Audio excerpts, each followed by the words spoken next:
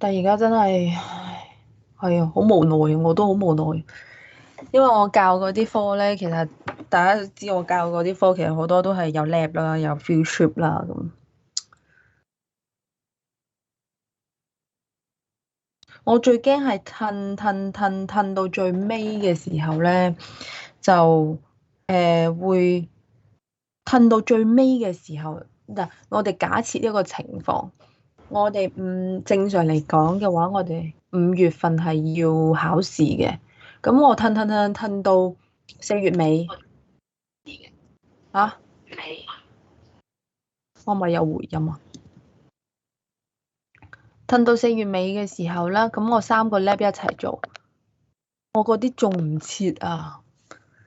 大家會見到我嗰啲 lab 係要種嘢，然之後要度嘢。首先種唔切啦，然之後再者嘅話咧，就係如果褪到最尾，你哋都要喺好短嘅時間內趕起呢幾份嘅 lab report，仲有 future report。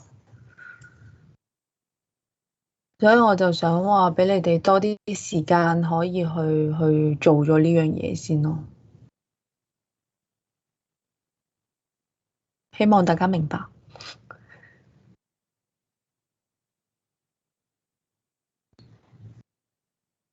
我想問下，咁 Caroline 嗰啲 field trip 係咪都係睇 video，然之後再寫 future report 㗎？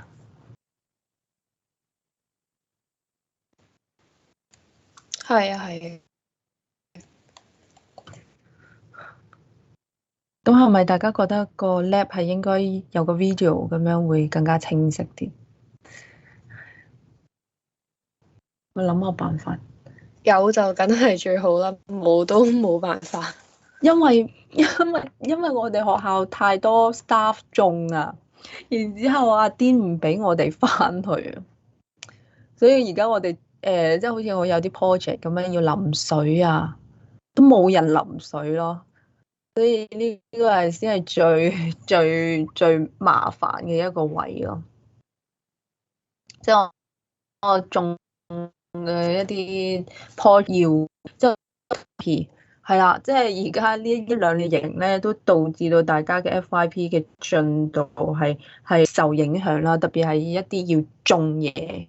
如果你知道你之後嘅 FYP 可能係要種嘢，咁就係即係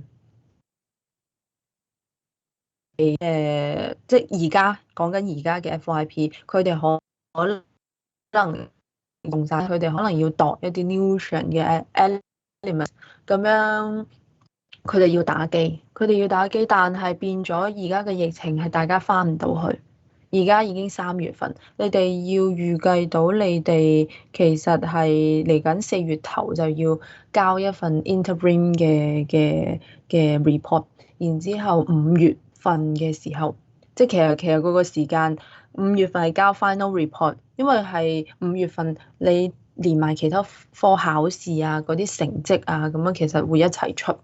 咁樣如果你成個3月份你都係翻唔到去，打唔到機，咁樣嘅話，唔知係拖到幾時，你先至可以打到機。你攞到呢一 part 嘅 data，你先可以寫到你嘅 thesis 咯。唉，然之後就有啲 FYP 佢係做 VG 嘅，佢係成個 VG 嘅假嗰日係翻學校 call 咗個 GoGoVan，然之後托咗翻屋企。係啦，就好無奈嘅地方，我都喺度愁緊，我啲植物冇得淋水，唔俾我哋翻，staff 都唔俾翻。唉，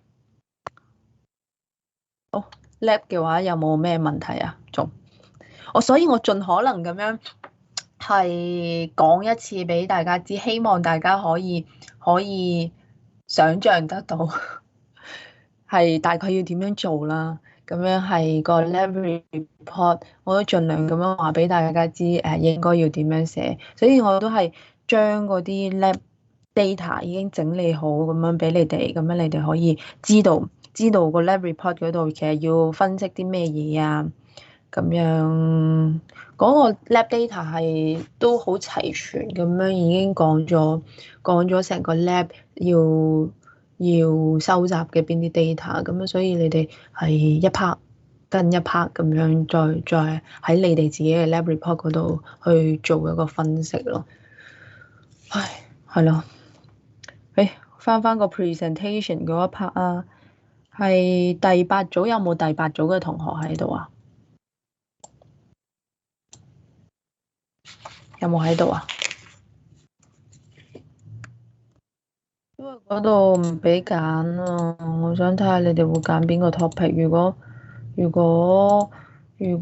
冇，如果你哋唔揀嘅話咧，我就是但嘥一個俾你哋噶啦嚇。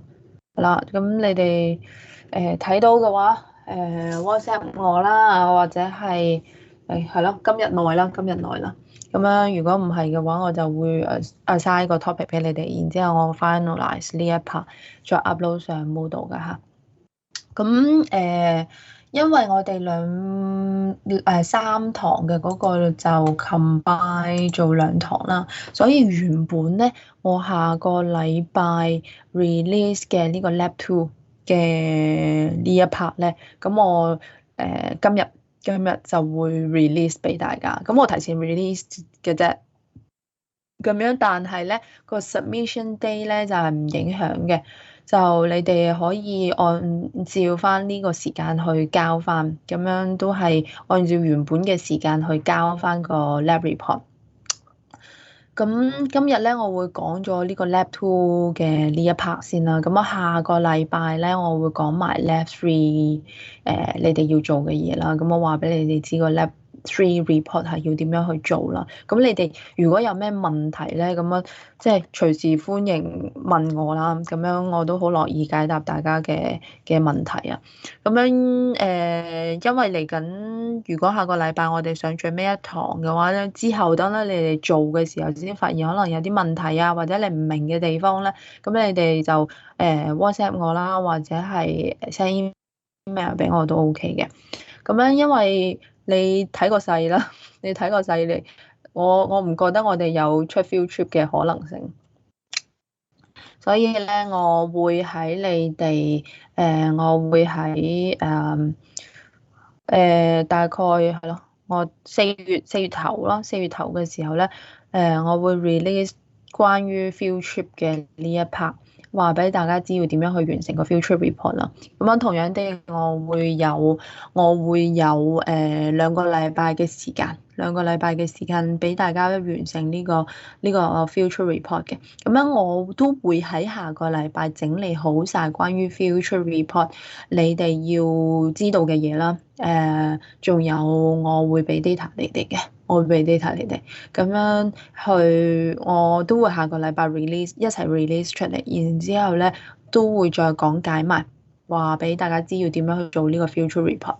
咁樣就好似頭先咁樣講啦。如果之後嚟緊可能3月嘅時候，總之等到大家可以翻嚟上堂嘅時候咧，我會再補翻啲 lab，補翻啲 future 俾大家，好冇？咁我就會喺4月7號啦。4月7號呢一日，即係你哋交完個 lab three report 嘅時候咧，咁我 release 同步 release field trip report 嘅一啲 information 啦。咁樣你哋會喺4月26號去交呢個 field trip report 嘅。咁樣成件事，你哋每交一份功課嘅嗰個間隔唔會話太短啦。咁你哋每一份都其實有2個禮拜嘅時間去準備。咁樣就去到我哋大概5月頭嘅時候，睇下係咪5月4號啦。咁我會安排呢個 online quiz 嘅，因為仲未有一個正式嘅，即係好 formal 嘅一個 announcement，係話唔使 face to face 考試，咁樣都等緊 registry 啊。咁樣就但係都可以睇到呢個 sem 其實就冇辦法進行到 face to face 嘅一個 examination，但係我哋呢一科咧就係要考試嘅，所以咧嗰個形式咧我會改做 online quiz，好似之前咁樣啦，就喺Moodle 嗰度我 set 個 online quiz 嘅時間俾大家咁樣。我會 set 咗之後confirm 咗個時間之後咧，我會 send email 再通知大家㗎嚇。咁樣然之後有啲咩然之後有啲咩嘅話就都會再 email 大家啦。O 唔 OK？Lennis 你遲咗，我聽少好多嘢，喺咪度啊？Lennis 入咗嚟未啊？喺度。係啊，今日上耐啲啦，下個禮拜早咗上堂，等你啲同學仔話俾你知下。咁樣就係咁樣嘅安排啦，個 timetable 嚇。咁樣然之後咧，講完個 timetable 咧，咁樣提大家個 presentation 嗰個 submission day 咧，咁就係仲有幾耐啊？我立咗下眼。Submission day 係啦，仲有2個禮拜，所以你哋做 lab report 嘅時候咧，咁樣都要留意翻個 presentation 嘅嗰個 PowerPoint 嘅一個 preparation 啦。咁樣然之後咧，我會再講下嗰個 lab 2嘅，我未 release 俾大家。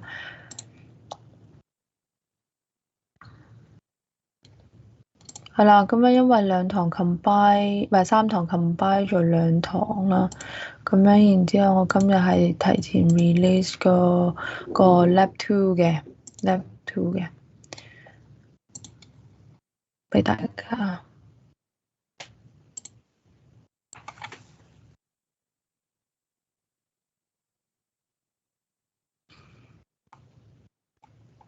好。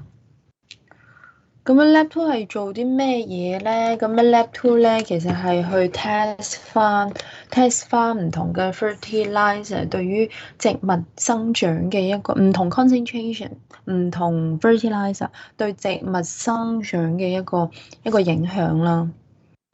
咁樣呢個就唔使理啦，呢個係嗰個交嘅時間同原本都有出入啦。咁樣呢個都係如果你哋翻嚟做嘅話咧，嗰個時間，所以你見到話好難係褪到最尾咁樣俾你哋，因為你睇下我成個種嘢持續個零2個月，係真係冇辦法喺1日或者3個鐘之內可以做晒嘅嘢。咁樣就我哋呢一個 lab 咧，就會有4種植物俾大家啦。咁樣其實咧喺呢個 lab 做嘅時候咧，你哋開始你哋嘅實驗之前咧，咁你哋會揀翻你哋想要選擇嘅嗰個植物嘅。咁我唔係每一組都做晒呢4種植物啊，咁每一組淨係揀一種 species。一種植物咁樣去做你個實驗，每一隻 species 每一組咧，咁樣有4盤嘅，咁樣咧4盤咧，咁樣就係主要去睇下唔同 fertilizers 啦，咁樣係有氮磷鉀唔同嘅 ratio 啦，咁樣然之後咧，或者係有啲係有機肥，有啲係複合肥啦，咁樣有啲係去比較翻佢哋唔同 fertilizer 對於你所揀食嗰隻植物嘅一個影響嘅。4棵你哋揀嘅嗰隻 species 嘅植物啦，然之後咧有 organic 同 inorganic 嘅 fertilizer 啦，所以每一組咧咁其實係淨係揀一隻嘅 fertilizer 嘅啫，每一組4棵同一隻 species 嘅 plants，一隻 fertilizer，然之後咧係啦，第1日嘅時候咧，你就要揀咗呢啲嘢啦，然之後你就要你要自己去準備佢唔同嘅 concentration 嘅 treatment 啦。我哋4棵植物就其實有4隻concentration 嘅。第一隻咧就係 control 就係你喺之後嘅種植嘅過程入邊咧，你係完全唔淋 fertilizer 嘅水啦，係啦，唔會施用任何嘅 fertilizer 嘅。咁樣然之後咧，第二隻 treatment 咧就係佢建議濃度嘅一半。咁我哋淨係用佢建議濃度嘅一半嘅 fertilizer 去施肥啦。咁樣然之後咧，第三隻嘅話咧，就係佢你所用嘅嗰個 fertilizer，佢有一個建議濃度嘅。咁就譬如10 gram 喺幾多 lit 嘅水入邊，咁樣然之後係淋幾多嘅泥啦。咁樣然之後第4隻啦，就 overdosage，就5倍嘅。我呢個係好濃嘅一個濃度啦。咁5倍嘅佢建議濃度，咁樣我哋會睇到4個唔同嘅 concentration 啦，4個唔同嘅 concentration，對4個唔同 concentration 嘅 fertilizer 對你個揀選嘅嗰隻 species 嘅生長會有啲咩影響咧？咁樣第一日嘅時候咧，咁樣你就都要 mark 翻低你即係首先你哋嗰個植物咧，我會俾咗你哋咁樣4盤擺喺度啦。咁你攞到之後咧，揀你要用嘅嗰個 fertilizer。咁樣有一個同學咁樣就準備好唔同 concentration，因為你要筆佢，你要溶喺水入邊啊嘛。咁樣因為我哋係要用 liquid 咁樣去淋喺你嘅植物嗰度，所以你要準備一個 solution 嘅一個狀態嘅。咁樣然之後咧，就一個同學係準備呢啲 fertilizer 嘅 solution 啦。另外一個同學咧，咁其實佢要轉盤嘅，因為點解唔同嘅 species 佢跟翻嚟嘅時候咧，即係買翻嚟啊，或者係有啲係佢係冇盤嘅，淨係得個泥膽嘅。咁我會俾一啲科學泥俾你哋再去換泥，要確保每一隻嘅每一棵嘅。盡量做到每一棵嘅植物都佢嘅環境啦，佢嘅 soil matrix 啦，都係一樣嘅。咁樣我喺買佢翻嚟嘅時候，我都盡量確保佢哋嘅大細係一樣嘅，盡量做到一樣啦。係差唔多大細嘅，咁樣去確保你之後嘅一個研究，喺呢一個實驗入邊嘅嗰個準確性啦，係睇到佢嘅嗰個差異性係完全係由呢個 fertilizer 去造成咯。咁樣然之後咧，你做完呢一步之後咧，咁樣其實你係仲要去量度你呢棵植物嘅一個啱開始，即係 day 0啦嘅生長狀態嘅，即係佢幾高啊，佢嘅葉嘅狀態啊，佢嘅葉嘅顏色啊，咁呢啲你都係要 mark 翻低嘅，係啦。所以你喺呢1個半月或者2個月嘅一個種植入邊啦，咁樣個 growth monitoring 啦，佢咪包括成棵植物嘅高度啦，嗰個葉嘅數量啦，葉嘅顏色㗎，咁樣呢啲咧係每個禮拜都要去 take 一次 data，去做一次記錄，咁樣先至可以喺之後嘅 report 嗰度可以展現出嚟啦。咁啊喺最尾嘅一日嘅 data collection 嗰度咧，咁樣我哋就會再將嗰啲葉咧剪落嚟，然之後咧再去畫翻佢嘅 leaf shape，然之後我哋計翻佢個 leaf area 係幾多嘅。咁樣然之後咧，佢哋 soil 咧都要做個 soil analysis 啦。咁我哋知道佢個 nutrient 嘅含量係點樣啦。係啦，咁樣喺你哋嘅每個禮拜啊，或者一開始嘅一個記錄入邊啦，咁樣要包括一個咁樣嘅 table 啦。咁樣 leaf area 啦，咁樣就係喺最尾嘅時候，我哋係做一個記錄嘅。咁樣喺個 soil analysis 嗰度咧，我哋會去度嗰個 pH，因為點解唔同濃度嘅 fertilizer，我哋之前講咁樣隨住 fertilizer 唔同種類嘅 fertilizer 嘅使用啦，咁樣都會影響到佢個 soil 嘅 pH 嘅。咁樣就所以我哋會睇下唔同 concentration，一半嘅建議濃度。冇即係建議濃度啦，仲有係5倍嘅建議濃度，呢4隻唔同嘅 treatment 個 soil 喺呢一個半月喺呢個 fertilizer application 嘅情況下，咁佢嘅 pH 會唔會有唔同咧？咁樣然之後，同時我哋都會驗埋佢嘅 NPK 嘅濃度啦。係啦，咁喺最尾你嘅 lab report 咧，咁樣其實都要包括埋 introduction 啦、methodology 啦、results and discussion 啦。咁 introduction 咧，咁樣就都要大家即係喺我聽完我講之後啦，咁樣自己再消化理解下，咁樣去睇下盡可能咁樣寫出嚟啦。咁樣個 result 咧，咁樣就跟翻我俾你嘅 data，然之後去做一個 data analysis 啦。然之後咧，我會俾 class data 你哋嘅，等陣我會 show 俾大家睇下。咁個 discussion 嗰度咧，咁樣你就可能要講下，喂，你揀咗嘅嗰一隻 fertilizer，咁樣其實佢有對你嘅植物有咩影響啊？咁特別係講我哋度嘅唔同嘅 parameter 上面所造成嘅一個影響啦。咁樣然之後，你expect 嘅 result 同你真係做咗出嚟個 result，咁係咪有出入咧？定係做出嚟嘅嗰個 result 符合咗你嘅預期咧？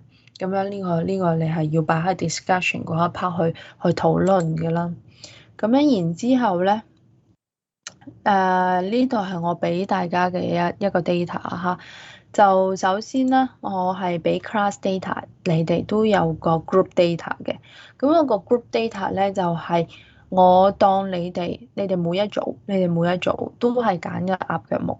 係啦，因為嚟緊之後嗰啲 data，我係有 group data 有 class data。咁你哋我就冇細分咁多啦，我冇細分咁多，我冇話俾8組咁樣，你有鴨腳木，咁樣又有串紅，咁樣又有呢樣有嗰樣啦。咁我就淨係俾一 set data 你哋，咁樣你哋每一組咁樣其實都係當你哋係揀咗呢個鴨腳木㗎嚇。揀咗鴨腳木啦，然之後咧，你哋你哋全部你哋呢一組揀咗一個 target 嘅 species 係鴨腳木，然之後個 fertilizer 咧就係花寶嘅4號，花寶4號，咁希望大家睇得明啊嚇。花寶4號，然之後咧佢嘅 NPK 嘅 ratio 係25:20，咁啊下邊已經影咗俾你哋㗎啦嚇，你哋見到佢係25:20，咁啊喺我下一堂嘅時候咧，我會教大家點樣去計呢一 part 啊，佢代表咩意思啦？點樣佢去計佢嘅 elemental nitrogen、phosphorus and potassium 啦？咁樣呢個喺我之後嘅 lecture 嗰度都會教大家點樣去計啊。咁樣大家都可以應用喺你哋嘅 lab report 啦，然之後 future report 嗰度嚇。咁樣然之後咧，呢度咧就係佢嘅建議濃度咯。呢個係佢嘅建議濃度啦。咁樣然之後咧，呢度我都寫咗俾你，咁樣就係你要點樣去準備，因為佢呢度話咗俾你哋知係點樣去準備你嗰個 solution solution 啦。咁樣然之後咧，我哋都係每個禮拜都用一次嘅，咁樣佢都係建議每7至10日使用一次啦。咁喺我哋嘅實驗入邊咧，咁樣都係每個禮拜我哋會用一次。咁每個禮拜喺我哋淋個 fertilizer solution 嘅時候，我哋同時咁樣都會去收 data 係啦。咁樣然之後咧，喺一開始嘅時候咧，我哋會準備4個 sprayer。係400ml嘅，咁樣你要知道個400ml嘅嗰個 bottle 要加幾多嘅呢個 fertilizer 去，然之後先可以做先可以達到佢呢個要求嘅濃度啦。咁樣你有4個 treatment 啦，fertilizer 一半嘅 fertilizer，建議濃度嘅 fertilizer，仲有係5倍濃度嘅 fertilizer 啦嚇。咁樣然之後咧，你就最尾要準備成咁樣啦。我哋會準備個 spray bottle 嗰度嘅，咁樣然之後係用 tap water 去準備就得啦。係啦，就4支，咁樣就係4支啦。呢度佢 mark 翻低佢用咗幾多 gram 嘅一個 fertilizer，用咗喺呢個 tap water 嗰度啦。咁樣呢度係建議濃度啦。咁樣呢度你見到佢嘅 phosphor，仲有係 potassium，佢嘅嗰個 percentage 係5%同20%，但係佢哋係佢嘅氧化物係啦。係佢氧化物 potash 咁樣呢啲氧化物，但係唔係 exactly phosphorus 或 potassium 嘅 concentration。但係你最尾嘅時候，你度個 soil 嘅時候，你度出嚟嗰個 elemental nutrient 嘅。咁樣所以喺我之後嘅 lecture 會教大家點樣係計，因為你正常你買 fertilizer 你見到嘅話都係呢一個咁樣嘅表，但係呢個唔代表佢 exactly phosphorus elemental phosphorus 嘅 concentration。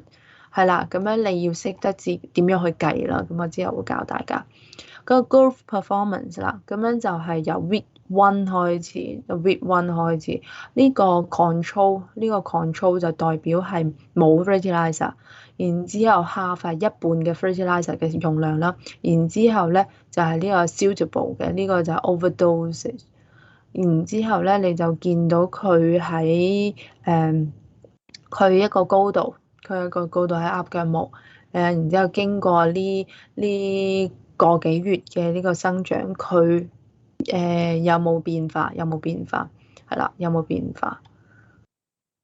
然之後，即係我建議大家係可以重新 plot 個圖啦，就最好唔好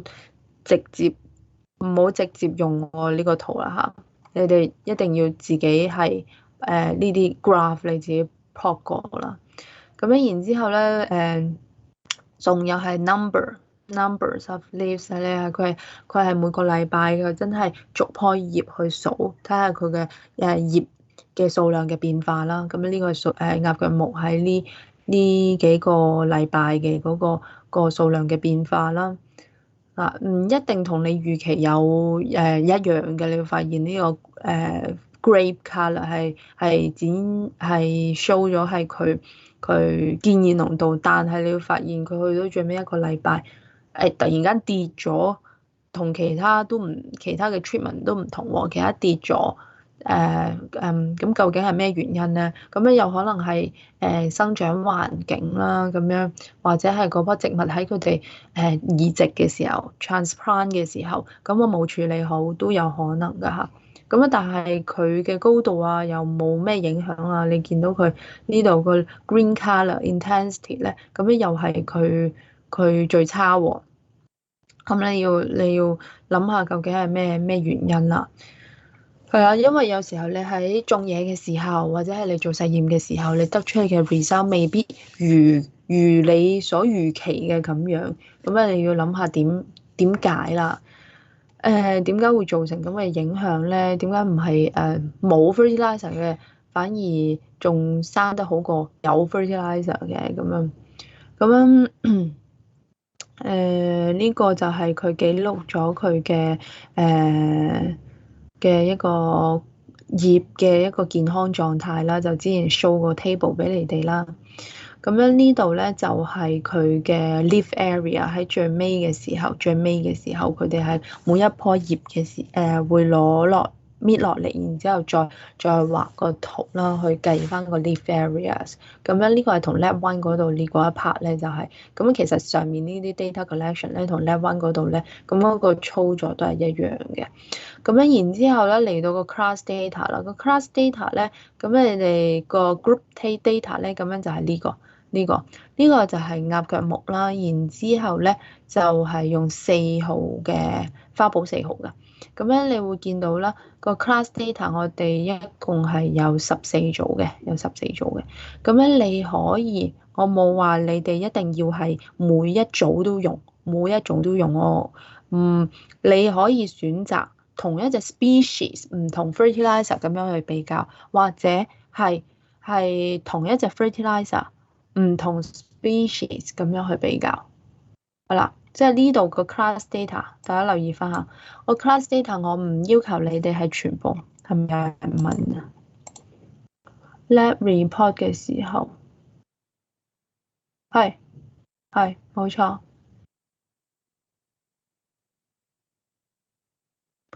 係冇錯。因為你哋冇 data，你哋冇相啊冇成啊，所以係唔使提供啲相，你哋呢啲用翻我俾你哋嘅就得啦。咁樣反而呢啲咧，因為我建議你哋係重新自己 plot 過，唔好用我俾你哋嘅呢啲。咁樣呢度呢啲咧係啦，呢啲就係嘅話咧，就係你會見到，咁我呢度4隻 species 都有唔同嘅組去揀，咁樣有啲係嗱，呢個係同你哋組一樣噶啦，你可以比較下我啦，你哋組13組同第二組，咁我哋又係揀同一隻嘅 plant，同一隻嘅 fertilizer，唔同嘅 treatment，你睇下個 soil pH 有冇話差得好遠啊？N 有冇差到好遠啊？P 嘅 concentration、K 嘅 concentration 有冇差到好遠啊？或者你又可以你同一隻 fertilizer 又係有唔同嘅 species，咁唔同嘅 species 同一隻 fertilizer 咁樣去比較，或者係同一隻 species 唔同嘅 fertilizer、fish manure 啊呢啲唔同 fertilizer 咁樣去比較咯。咁樣你哋每一組咧就會有自己嘅一個sorry 去咗邊？你哋每一組咧就會有自己屬於你哋自己嘅一 part 嘅 discussion 咯，喺個 class data 呢方面嘅 discussion， 好唔 OK 啊？明唔明啊？我希望大家明白，知道喺我嘅講解入邊，大家可以盡可能咁樣知道你哋要點樣做個 lab report，所以我用咗咁多時間去解釋。去講呢一 part，個 lab tool，然之後個 data 嗰度係要點樣睇，點樣去分析。O 唔 OK 啊？有冇咩唔明啊？lab tool 呢一 part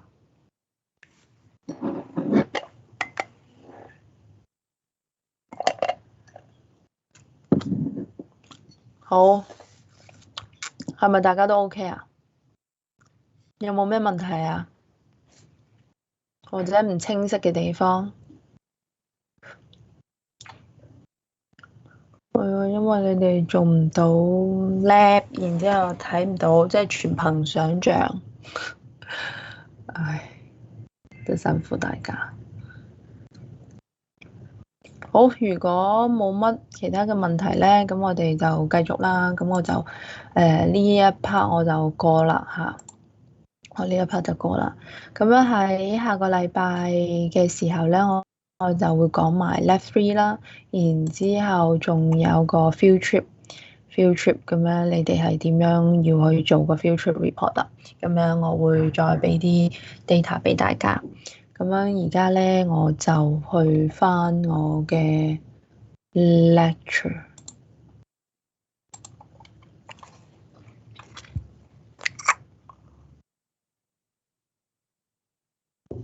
我呢個講完未？好似仲有少少係嘛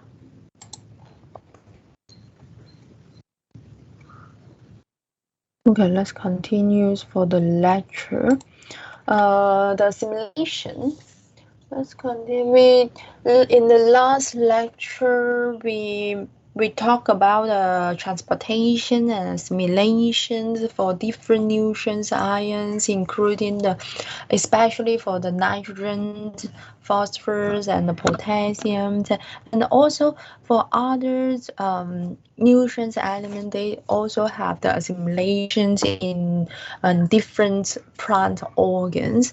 And here talk about the different the other micronutrients formations of compressed with organic compounds. For example, for example the um, magnesium. Magnesium they will associate with the chlorophyll pigment. You can see that they will have a ring structure, and they the mechanisms at the center of the plant chlorophyll and is a very important component elements for the photosynthesis.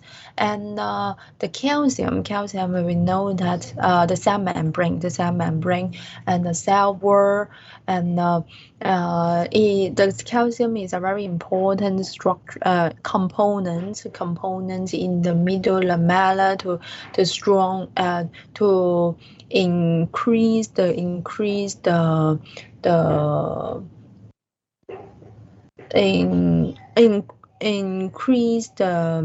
structure for the cell wall in the plant cells. And the molybdenum here you can see that the nitrate reductase and nitrogenases, and is a very important connection elements in and for these enzyme is connected with the sulfur and other micronutrients together with the basic carbon skeletons. Now, so for this part of information, we can note the nitrogen fixation and assimilation. We also learned about the formations and the whole process for the nodule formations. And we also know that the two useful forms of nitrogen for plant uptake and assimilation. And in this chapter, I made it focus on the ammonium and nitrates, and we can know that the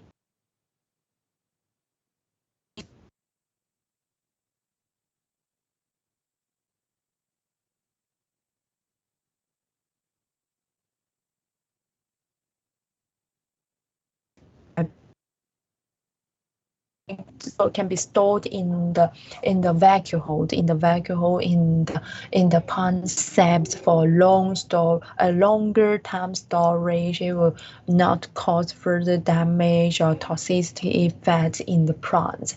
And when the plants need to use the necessary nitrogens during their growth, they need to be converted to the ammonium first, and also these parts need to use the ATP. So you can see that the different pathway they need to use different amount of energies, and they need to be converted to the first step, the ammonia first, and then can be converted to the amino acids, and that they will convert to the available proteins, more compressed long chain proteins that can be used as a structured compound in the plants. And ammonia are quickly assimilated into amino acids such as glutamate and glutamate, and through the GS and GOGAT pathway, and we also call it the photoassimilation. And here we can see that for the hydroponic plant, the hydroponic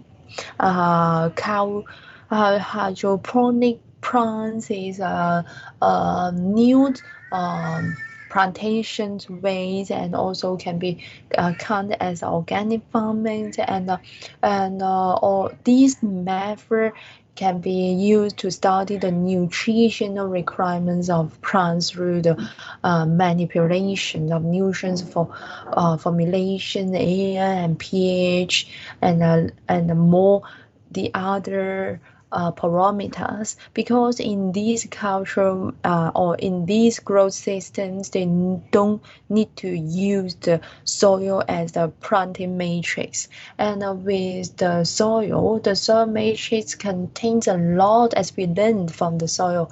They have a lot of different parent rock, and have a lot of buffer materials. They can have a long-term nutrient storage, and also have a medium-term nutrient storage, and also convert it as available forms of nutrients, ions, and that if you want to if you want to investigate, study one element's effect on the plants, it's difficult for you to study these type of research in the soil system. So if you want to conduct this type of research or study, it suggests you to use the hydroponic growth system.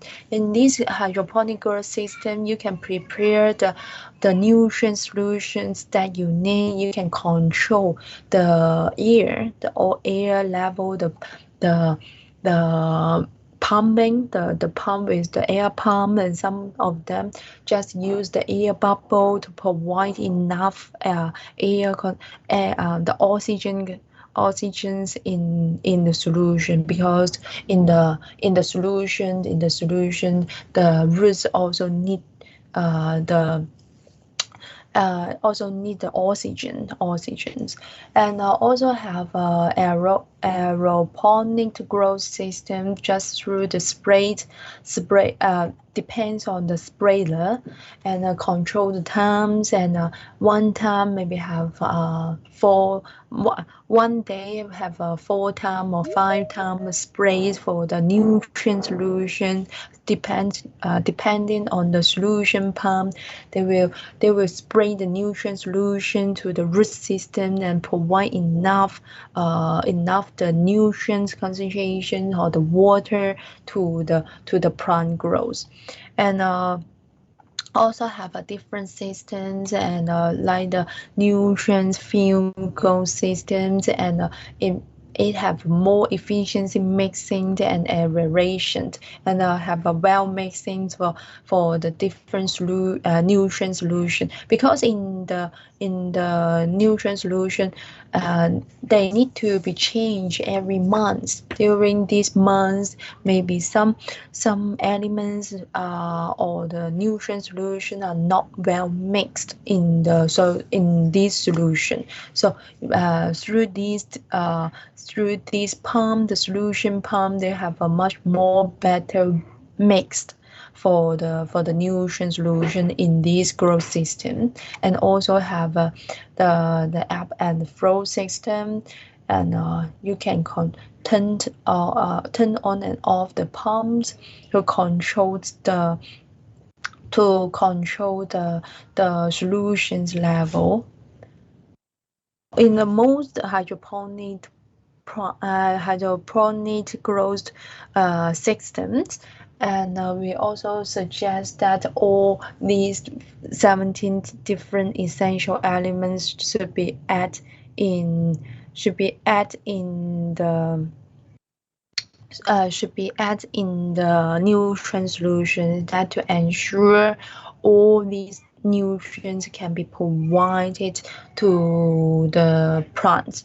And here we can call it Hoagland nutrient solution is a suggest nutrient solutions that contain the certain concentration for the macronutrients and the micronutrients.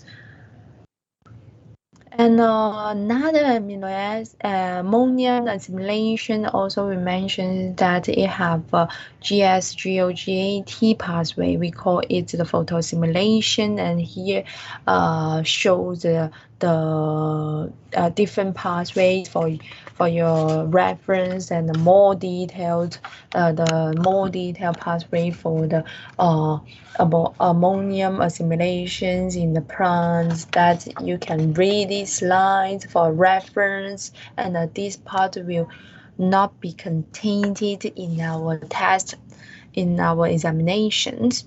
Okay, here is the end for this chapter. Let's continue for the next part.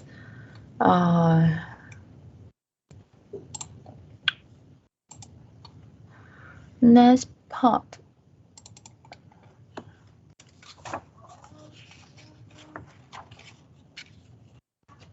Okay, we talk about lecture 4. As we know, if we want to know the exactly nutrients element in the plant, in the soil, we need to collect the sample. We need to collect the sample, and because it's difficult for us to note the elements level, the exactly nutrients level through the observations, and we need to through the sampling and sampling the soil, sampling the plants, and then take them back to the lab and have a further nutrients analysis, and then we can know the nutrients level in the soil, in the plants, in our farms, that we can consider which type of fertilizer should be used. And so the sampling on the soil testing, plant testing is very important for the plant nutrition study.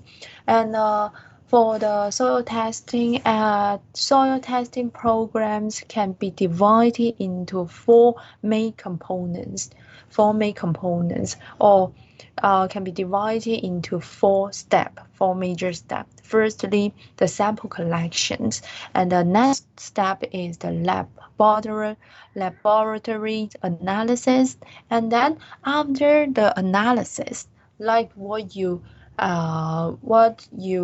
do in your lab report, after the data analysis, you have the interpretation of these results, that you can note what happens in your sample, and then you can give the suggestion, the recommendation for the nutrients application, just like a consultant.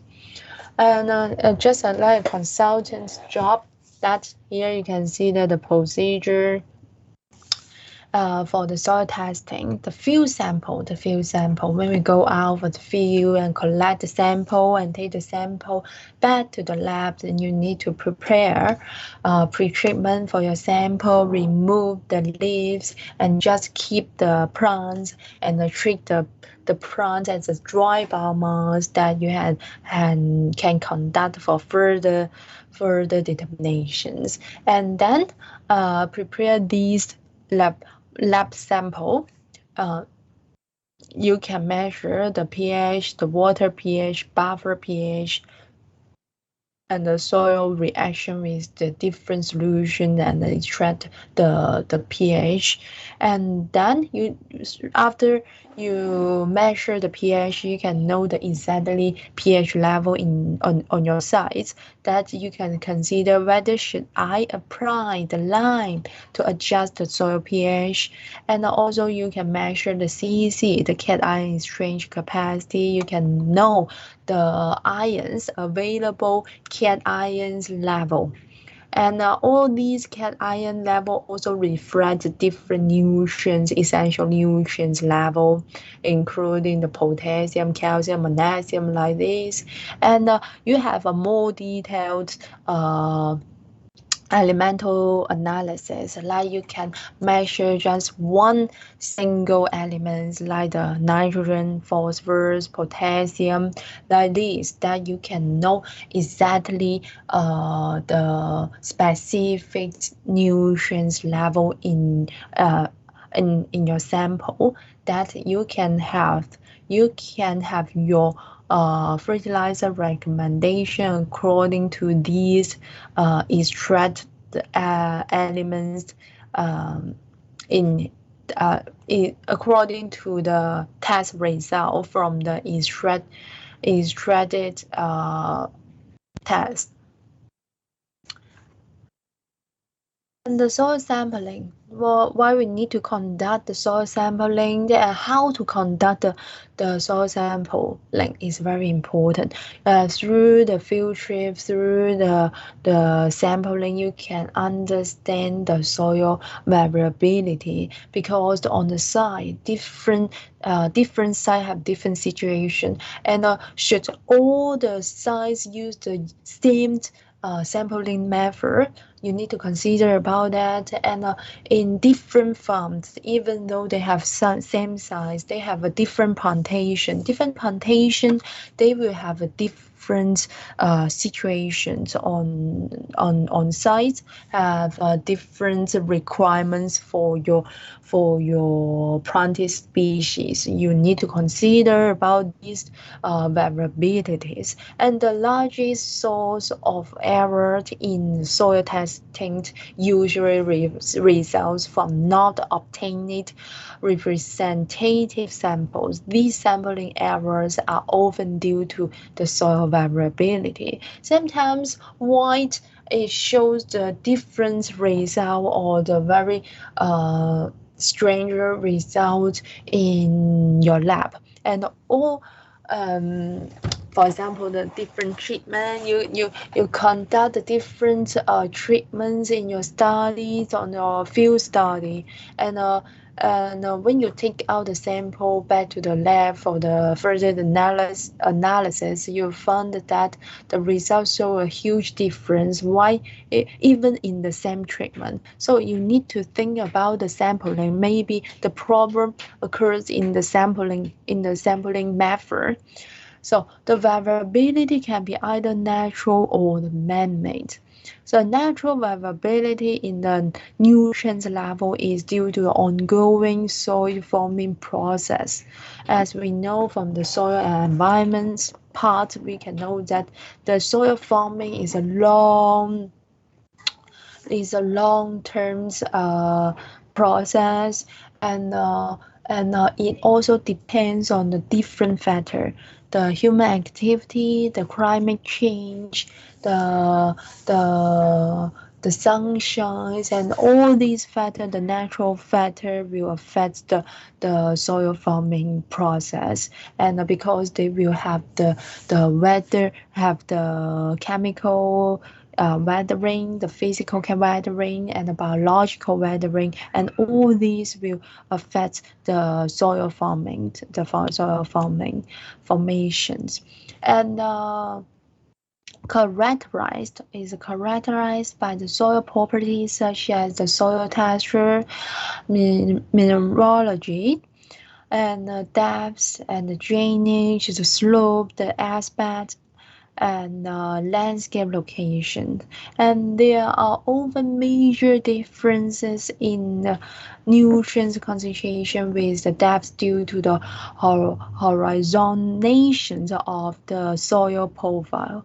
And sandy textured soil have a lower cation exchange capacity, and this also depends on their own their texture, these texture soils characteristic, because they have a big soil pores, and small surface area cannot bind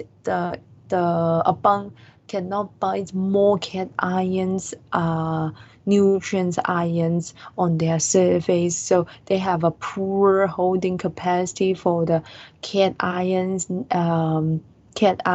and also have a poor water holding capacity in the sandy texture soil. So in this soil, they have limit nutrients level, and why the soil have a low nitrogen concentration, and due to the denitrification that may be found in the low-lying wet soil. A low-lying wet soil, and as we know, the nitrogen, the denitrification, and the nutrification, all these processes majorly depends on the microorganisms and their activity together with the plants, and such as the symbiotic effects between the microorganisms and the plants, and if the microorganisms also need enough oxygens and water that for their growth. So in a different situation, the wet soil and the low lying will affect their activities that to have a low nitrogen concentration and have a low rate for the denitrifications in the soil level. And the conventional tillage and the nutrients of variability, the repeated mixings of the surface layer of soil by conventional tillage can either reduce the effects of man-made variations due to nutrients applications. Yeah, then the nutrients applications by the application by the human being, they will cause the man-made variations for the nutrients level in the soil, and also increase the viability of soil test level with times if tillage is not performed consistently. So all these activities by human being will cause the variability for the nutrients level in the soil. And the cultural practice performed also after the tillage, such as the bending starter fertilizer, can result in variations for the rest of growing seasons. So the sampling time, the sampling period for it also very important. If you collect the sample just after the fertilization, that you can measure the high nutrients level in the soil, because just after the fertilization. And if you collect the sample for a long time, maybe 2 months or 3 months later after the fertilization, you can find that this soil maybe have a limit, show the nutrients limitation on site. So the timing is very important, and the no tillage and the nutrients variability, it will increase, and emphasis on the residue management, which result in even more soil nutrients variations, and also little to no mechanical mixing of the soil, so natural or the man-made variation in the soil nutrients level tend to be amplified over time. So different plantation, different tillage method will affect the nutrients availability in the soil. And the sampling depth also very important. And very important because, as we know, that traditionally the plot layer for our sample when we go out for the field trip and for the soil test, we also just collect the top 10 cm centimeter soil, and is sampled it for the nutrient test, soil character. Soil physical chemical properties determinations that we can measure for the nitrogen, phosphorus, potassium, calcium, magnesium, and other micronutrients test. And here just focus on the top 10 centimeter soil, because as we learned that most of the plants, vegetation, their roots mainly focus on the top 10 or to 15 centimeters soil. So we need to consider the top soil's nutrients level that we can ensure we can ensure the nutrients availability in the top soil, and the nutrients and the pH in the pro layer of soil are most affected by the nutrients addictions and have the greatest impact on the crop's nutrition. So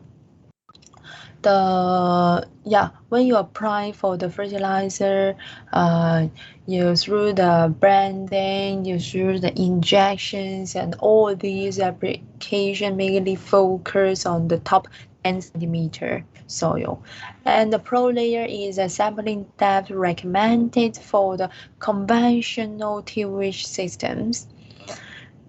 And the roots and the root systems and nutrients uptake zones are also concentrated near the surface. So when you go out for the conventional tillage system soil sampling is suggested to collect top 10 centimeter, the top 10 centimeter for the soil sampling collection. And the sampling depth is in the reduced and the no tillage soil. Should we conduct the same sampling method? Because it's different with the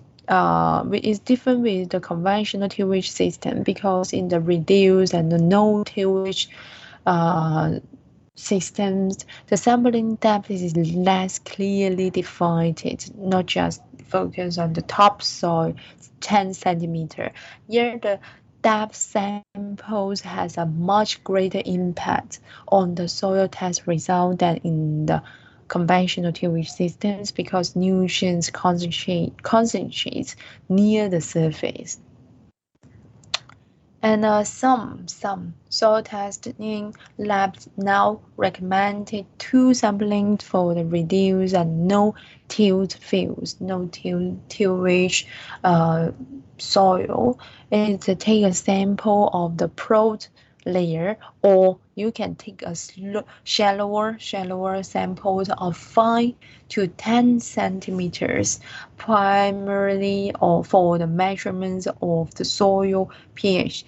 Compare with the conventional tillage system, because they don't have a mixture for the soil, so more nutrients concentrates near the surface, maybe with shallower soil.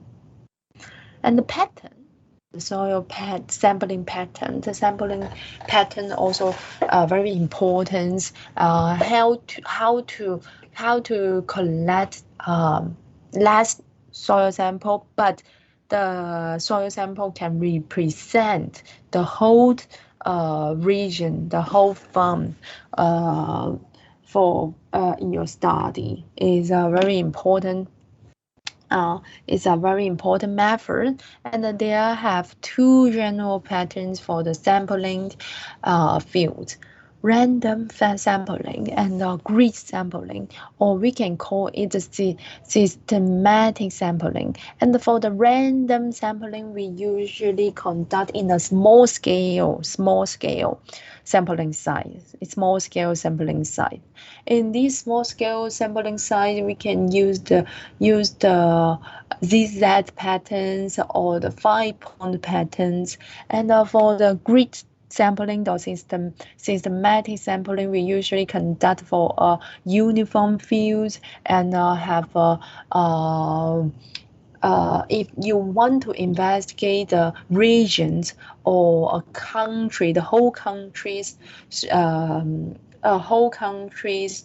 soil characteristic, you need to conduct the soil map.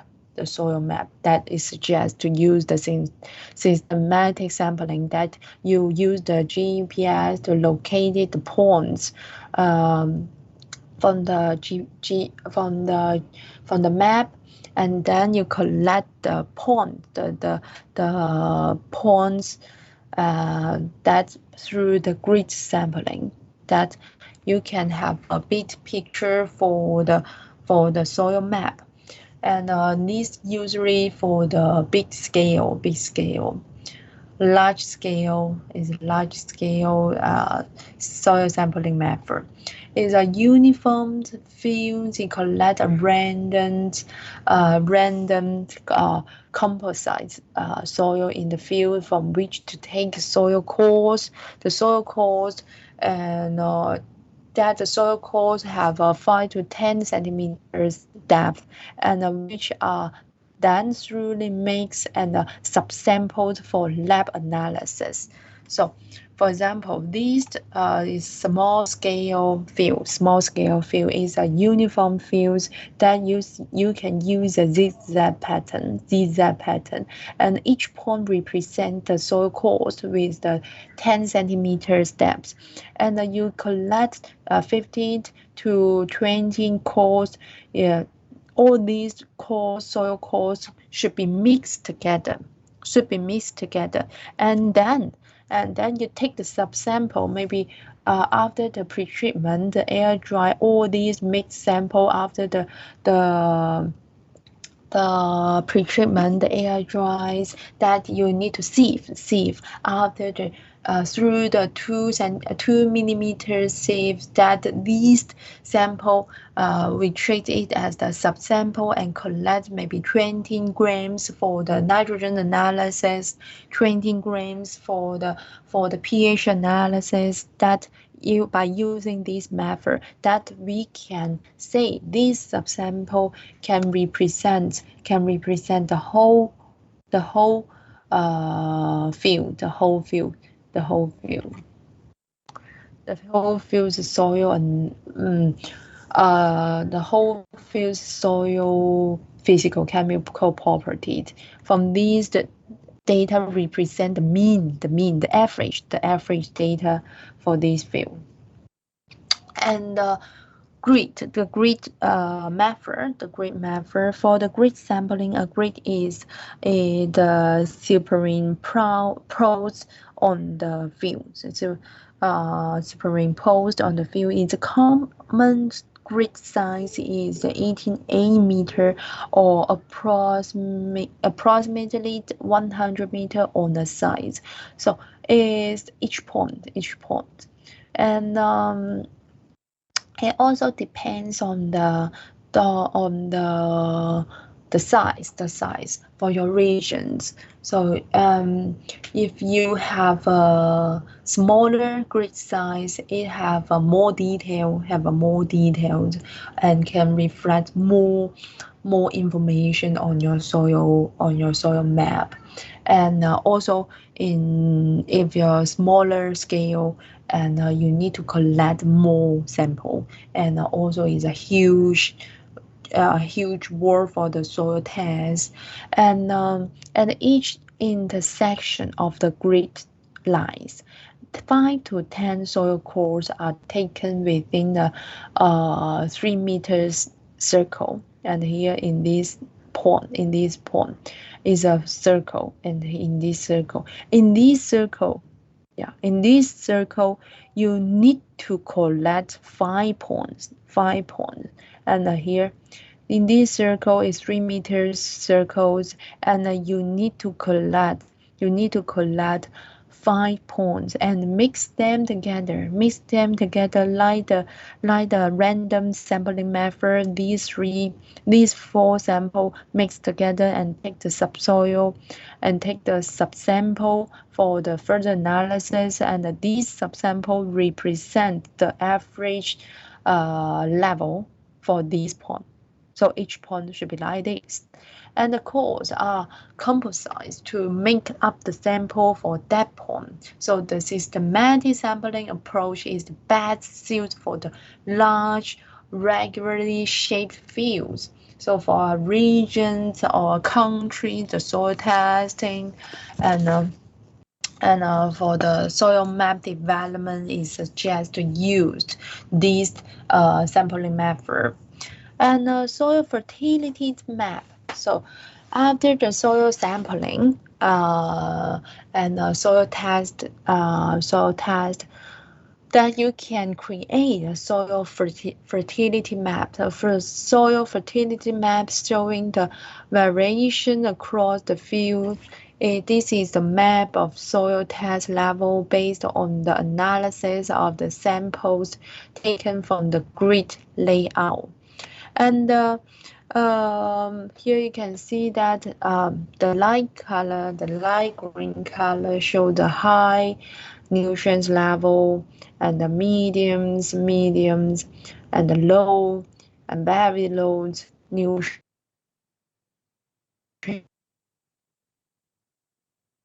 level. High show has level along the no low soil test with some in between. Maybe it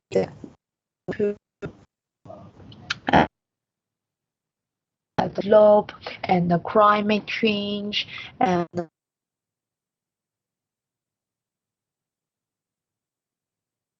the new adaptations will adjust according to what is applied to the field. And the sampling on the basis of known variabilities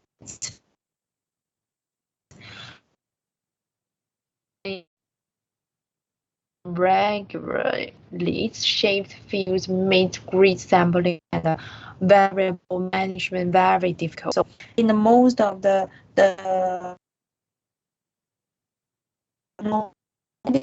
like this is the typical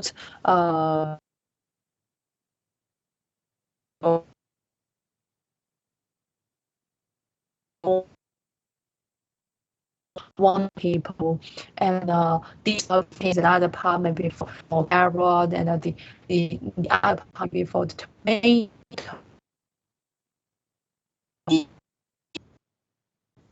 In small scale grid sampling method, and also they are irregular and not a uniform soil type. In my opinions, in this small scale, we need to use the randomly sampling method.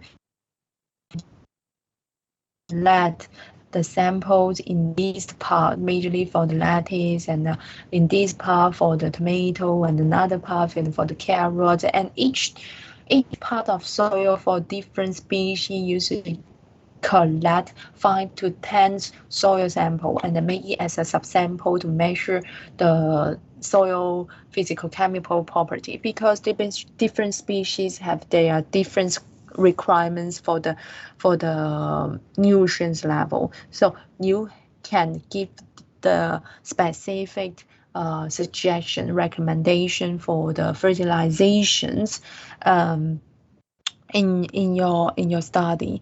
One common one common compromise is to systematically sample on the basis of known or suspected variabilities in the field. And the examples of known or suspected variabilities might include the historical manure or the fertilizer spreading patterns, the soil drainage, soil type, and the slope.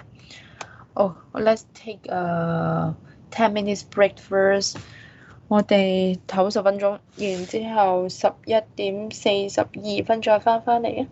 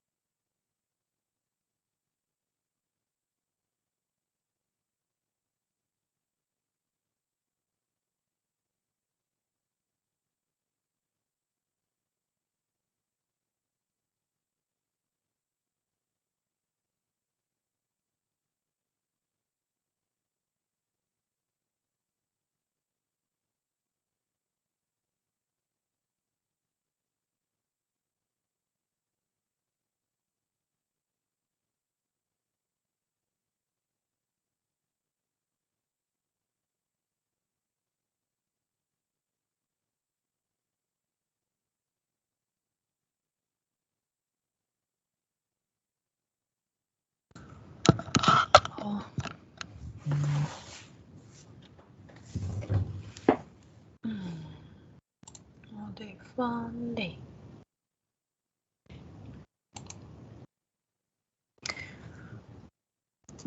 咁如果係有啲同學啊，或者係咯，有啲同學確診咗啊，或者係影響到你哋交功課嘅嗰個進度嘅話，咁你哋可以再聯絡我，同我講下，咁我會 extend 個交功課個 deadline 俾你哋嘅。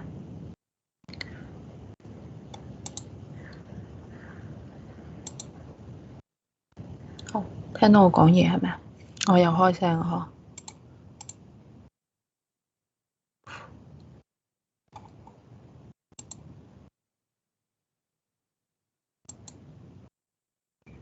聽到，hello，大家聽唔聽到我講嘢啊？我有冇開聲？我開咗。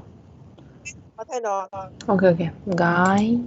OK，let's continue for the sampling part. Okay, the components of a soil testing program.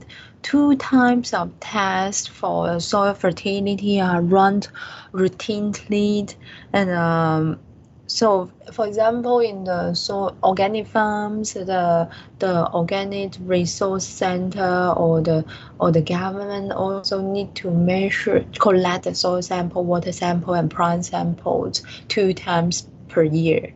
That to measure the soil nutrients level, the water's contaminations, and the plants nutrients level, whether they can fit the standard for the organic farms. For the conventional farms, they don't have exactly the criteria for that. The farmer need to conduct the test by themselves. And the soil tests for the properties such as the pH and CEC are direct measures or estimates of soil properties that affect the fertility of the soil. And other soil tests are used extractants. So these extractants, which means that you need to take it back and for the solution extractions and through the tracking and the filtrations, and like these steps you can extract the solutions that can be used for this analysis, and then you can assess the amounts of each nutrients that is related to the plant's availability of that nutrients.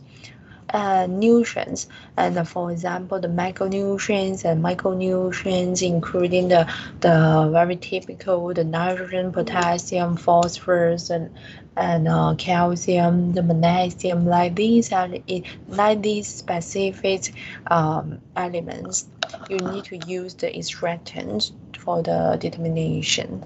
And the soil testing is also used in the environmental management to reduce non-pond source pollution from the agricultural, such as the nitrogen, phosphorus, potassium soil test.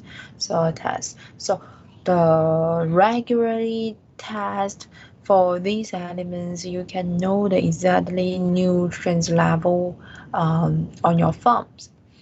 And the soil test. The soil test also related to the production, to the yield response of the plants. And from this graph, you can see that the graph shows an example relationship between the yield and the soil test level. And the soil test level reflects the nutrients level. The nutrients level. Enough nutrients level can ensure the production, the yield of the plants. For example, here you can see that is the test level is from the low to high, the very low, lows, and here they reach the critical soil test level. From this point, it means that the soil nutrients reach the optimum level, and part can ensure the high percentage for the productions of the plant production. For example, 17% yield means that the crops yield with the unfertilized soil is 17% of the yield at the optimum concentration of the nutrients. So when we measure the nutrients level, we need to fit the soil test level that we can know the concentration of your test soil sample can whether um, which which range of the nutrients level in the soil sample. Use the response curve from the calibration to develop interpretation categories. And here, so they will have the interpretation should be like this. And you measure the pH level, the phosphorus level, nitrogen level, potassium level, magnesium level, and all these specific nutrients level that you can note the range for the optimum, the above optimum or below the optimum. You can note which range of these elements level in your sample. The quantitative terms used for the interpretation categories are related to the quantities of nutrients extracted, but may have different absolute meaning depends on the laboratories using them. The soil, so different lab, different standard, they have a different range for the interpretation. Also have a different different standard or criteria for the nutrients level. So soil test labs may report these interpretations in different ways, such as a low, they will label it as a low optimums, height, or above the optimums, and some of them may have more detailed illustrations. And some labs report their result in the forms of an index number, and sometimes the results are presented in the graphical forms. So for this interpretation, you can know that the pH of this soil, it shows is below the optimums, and the level for the phosphorus and potassium, it shows above the optimum, and overall, and the situation of the soil is good, and it can support the plant's growth on the farm. And defining the soil test interpretation categories, and the lab should provide you with clear definitions of terms used. And the first category shows the below optimums. It indicates that the nutrients is probably deficient, and that the deficiency will likely limit the crop growth, and the high probabilities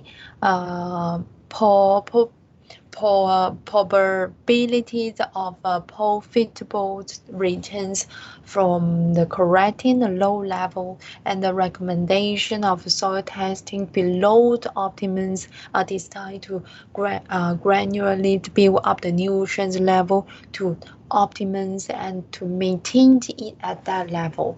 So the most suitable category should be the optimum level. That you need to keep if the measured nutrients level is below the optimum level, it's just you to add more fertilizer and to increase this part of nutrients level in the soil. And in the optimal category, and it shows that the nutrients is probably suitable enough and will likely not limit the crop growth in a typical growing season. There is a low probability of profitable returns from increasing the soil test level above the optimums. And the recommendations for soil testing optimums are designed to offset crop removal in order to maintain the nutrients in the optimum range. If you are soil testing on an annual basis, so no extra fertilizer should be added on your farms, because all the elements you had in the measurements showed in this optimum range is a very good situation. And predicting potential environmental impacts from the nutrients. Soil tests are increasingly being used to predict potential environmental impacts from the nutrients. And the conventional soil test interpretations for crops response cannot be used for environmental interpretation. And calibration that relates the soil test level to nutrient loss are required in order to determine this in the information. So I will show the phosphorus index. The phosphorus index can provide a size vulnerability index for the potential phosphorus loss based both on the soil test phosphorus level. The soil test phosphorus level also including the available forms and the total form. As we know that the total forms of phosphorus, if you can measure the high concentration for the phosphorus, it cannot represent the available useful phosphorus in the soil, as we know that most of phosphorus in the total form can be fixed in the soil matrix and make it available. The most important components that we need to consider for the phosphorus is the available forms. No, not just for the phosphorus, but also for other essential nutrients elements, and other size characteristics such as the soil erosions, irrigation erosions, runoff crust, phosphorus fertilizer application rates, methods of phosphorus fertilizer application, organic phosphorus source, including the manures, the sewage sludge, and the compost from the different sources, including the yard waste or the food waste compost. And these source organic phosphorus application rates and organic phosphorus application method. And all these will affect the phosphorus index. And here you can see that this graph shows the logs phosphorus the kilogram per hectare, and here reflect the soil phosphorus level, and it shows the total. And predicting the potential environmental impacts from the nutrients. Here shows a relationships between the soil test and phosphorus loss is shown in this graph. Here you can see that with the increased application or the storage of phosphorus in the soil, it also increased the phosphorus loss in the soil. So one hand on the first step, you need to ensure the phosphorus the concentration, the soil phosphorus concentration. On the other hand, you also need to reduce the phosphorus loss in the soil. That have a balance for the loss and the phosphorus available, especially the available parts, that you can reach a balance that and then for these measurements you can know that it set alarm, that because for this point you can see that the crops show the critical level, and in this situation maybe the crops already cannot get enough phosphorus because they have a high loss for the phosphorus, even though they have a have a not too much high soil phosphorus. And if with the increase for the soil phosphorus level and also increase the phosphorus loss rates, and for further development it will reach the environmental critical level. And also the environment, the soil also shows not enough phosphorus concentration, not enough for the soil and other microorganisms, not just for the plants. In this situation, already not enough plants grows. No plants can grow in the soil. If the soil reach this level and no other plants and no other microorganisms in the soil, and it will show the environmental critical the alarm. And this is all. There is often not a clear critical level in this type of calibration data. The soil test level should be interpreted in the context of the characteristics of the soil and the site. So, according to the sample collections and sample illustrations and interpretations, we have the graphs. From these graphs, that we can have developed some recommendation for the fertilization, and is the final step in the soil testing process is making a recommendation. For example, you measure the different elements level, you find the nitrogen phosphorus level is below the optimum, so you can give some recommendations that you suggest to add more nitrogen and phosphorus related fertilizers in the soil. And soil test calibrations studies can provide data on whether or not additional nutrients are needed, and to determine how much and what kind of fertilizer should be used is a very important point. And it also is important for the recommendation. And also is needed at a given soil test level. Experiments with multiple rates of the nutrients are conducted on the soils with a range of test levels. And how fertilizer recommendations are developed.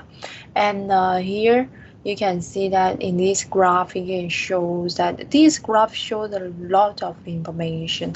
It shows the soil test level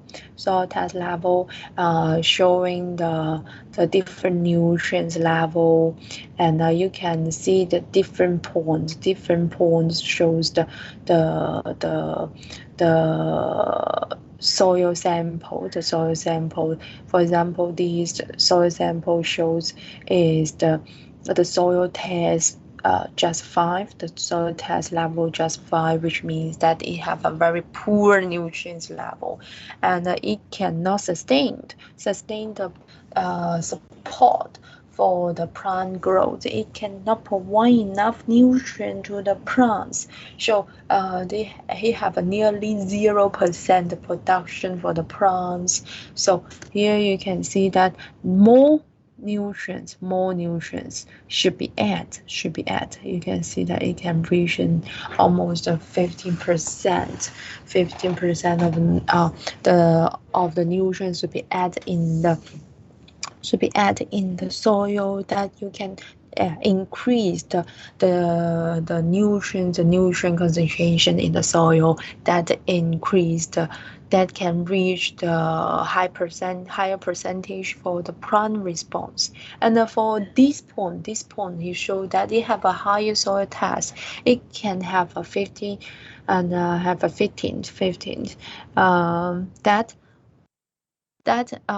it can it can support nearly 50% for the production, the crops yield, that just a little bit, maybe nearly 20% of the nutrients should be added in this point. So it's very important to draw the graphs, and then you can give some more detailed recommendations for your determinations. And it shows that at a soil test of 15 ppm and approximately 20 pounds of fertilizer. So you can calculate the concentration you need for the nutrients on site, and you can calculate how much fertilizer should be added in your on site in your farms. And if you have a lower ppm concentration, more pounds of fertilizer are required for the maximum productions. And the recommendations, you need to think, should I fertilize the soil or just fertilize the crops? So which type of fertilizer should I use, for the soil or for the foliar fertilizer? And which one is more useful in my farm, on my farms? And fertilizer recommendations are usually based on one or two general approaches. One is fertilizing the soil, and the other is fertilizing the crops. So let's think about that and talk about the difference for these two fertilization methods. The fertilizers recommendation based on the fertilizing the soil are intended to build up and maintain. So depends on the nutrients concentration, you can think about how to build up the nutrients level or just maintain the nutrients level. And also all these two methods depends on the nutrients level in the soil. Build up, which means that building the soil test value to a level determined by the few calibrations to be sufficient or optimum crop production. Maintain, which means that maintaining that optimum values over time by replacing nutrients removed by the crops. The fertilized soil approach is most appropriate for the long-term management, where a return from the investment in building soil test nutrient value into the optimum range will be achieved. So, for the soil fertilization is a long-term management method. So we always say the soil management method, the management for the nutrients level, and the soil fertilization is very important, that can sustain for a longer term and also a threat for the whole ecosystems. And the soil test every 3 years is recommended with this approach. And another Another method is fertilizing the crops. Fertilizing the crops approach. These methods are based on applying just enough nutrient to achieve optimum response of the crops at a given soil test. Even and only this method can be applied for the soil still can support major part of the nutrients level. And the fertilizing of the crop can serve as a bonus, can give a little bit more shortened um, shorten the nutrients level to the crops.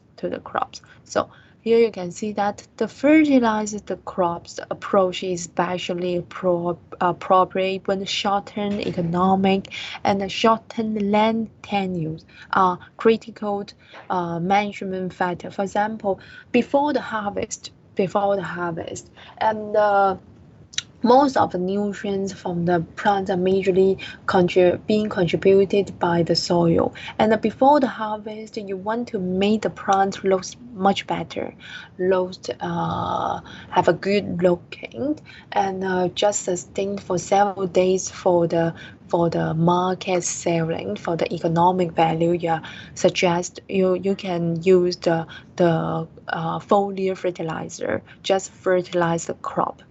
And the rigorous application of this method requires annual soil testing to determine the nutrient requirement for the current crops. So which means that this application method cannot sustain the longer term, just a short period in the crops. And through the rainfall and other conditions will make the fertilizer disappear or have fraction weight, maybe fraction weight for these fertilizers. And the soil test recommendation are increasingly becomes a hybrid of these two strategies. And the soil test growth for build up in the fertilized soil approach is often very close to the critical level of sufficiency in the fertilized crops approach. So it's combined together, it can sustain a very good situation for the plant growth. In the long run, when periodic soil testing either approaches should result in similar annual recommendations. Here shows the proposed of plant analysis. The laboratory determinations of elemental composition of a sample of plant tissue, and here show the factors affecting the interpretation of plant analysis result. Species. Different species have different nutrients level requirements. Also, they contain a different level for the nutrients. And the plant age,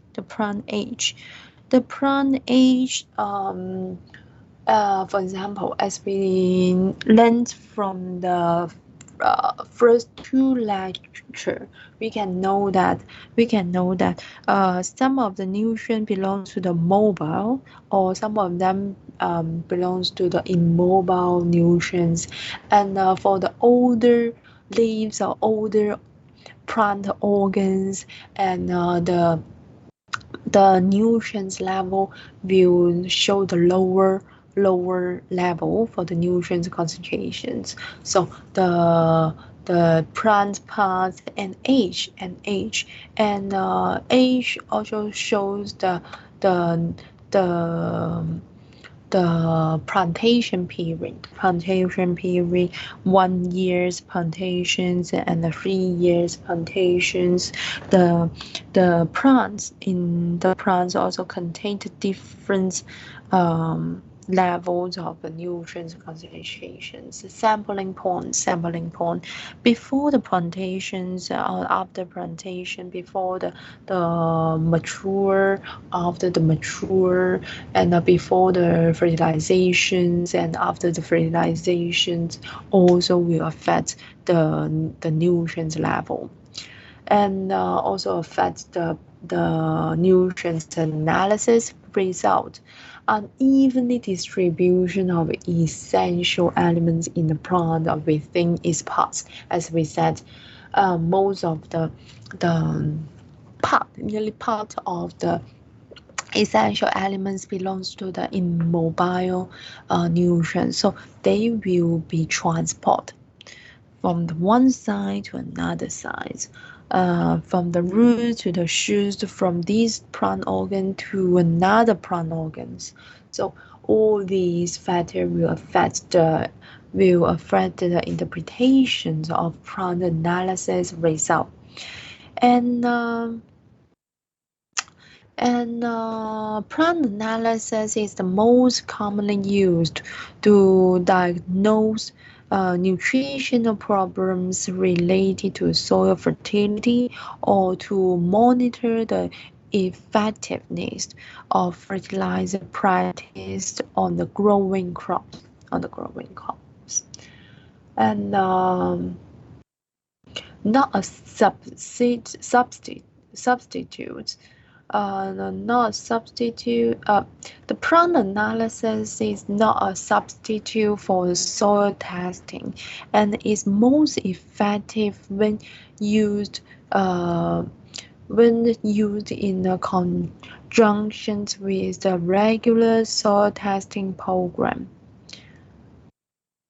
Yeah, so it always show it together. So in our laboratory test, in our test 2 or 3, you can see that we need to measure the soil test, measure the nutrient in the soil, and also need to measure the nutrients in the plants, that we can know the transportations, and for the nutrients from the soil to the plant, that we can have a whole picture for the nutrient transportations, and that we can note the nutrients management plans for it.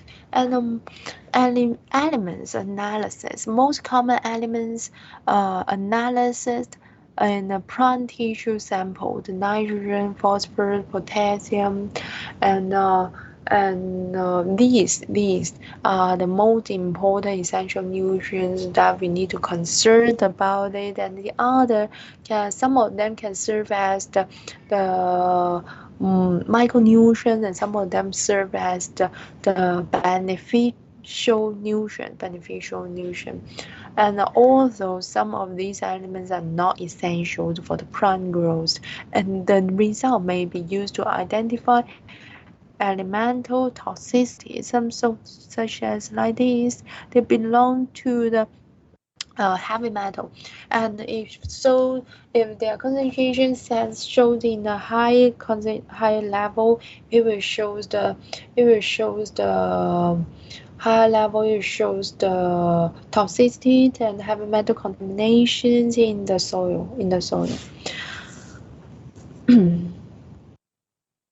So what to sample? Should I sample the leaf, or just the whole plant, or just the fruit? And what to sample is the things we need to know, the proper sampling, such as the particular leaves, the groups of leaves, or the portion of the plants, just the above ground part or the below ground part. And instruction will also include number of individual parts to sample, as well as the number of plants. So, for example, if you want to measure, for example, you want to measure the heavy metal or some pollutants, or some pollutants, you need to, you need to，等下，俾我1分鐘。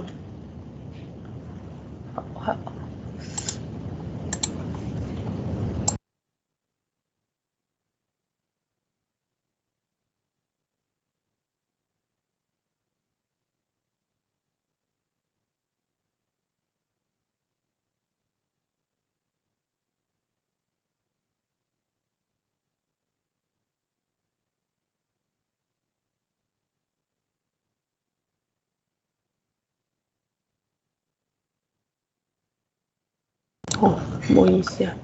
Let's continue. So, for example, the heavy metals pollutions. If you want to measure the accumulation for some nutrients or pollutants or the heavy metals, you can measure the above ground or below ground, or if you want to measure the toxic effect or the risk of them to the human being, you should mostly focus on the edible parts. So the sampling part of the plant, you need to consider about it. For example, the lettuce, you should collect the leaves.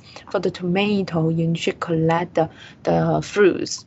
And for the carrot, you need to consider for the roots, because different species of plant have their specific edible parts, that and all these sampling points, the sampling part is need to consider for your target objectives.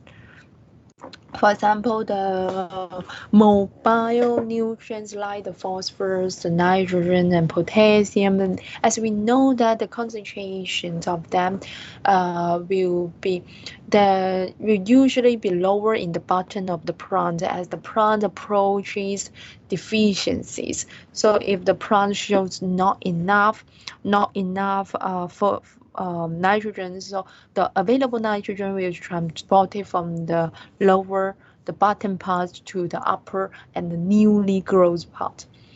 So for the sampling, for the mobile nutrients determination, you should not just collect the lower parts, because it always shows the lower concentration for it. And for the immobile nutrients is different. The concentration will be below this in the new growth as the plant approach deficiencies. So for the different elements, sample collections also shows a different method. When no specific sampling instructions are given for a particular crops, sample the uppermost recently mature leaves, young emerging leaves, old mature leaves, or seeds are not usually suitable plant tissue for analysis, because they do not reflect the general nutrient status of the whole plant. So it suggests to for the small one, it suggests to collect the whole plant.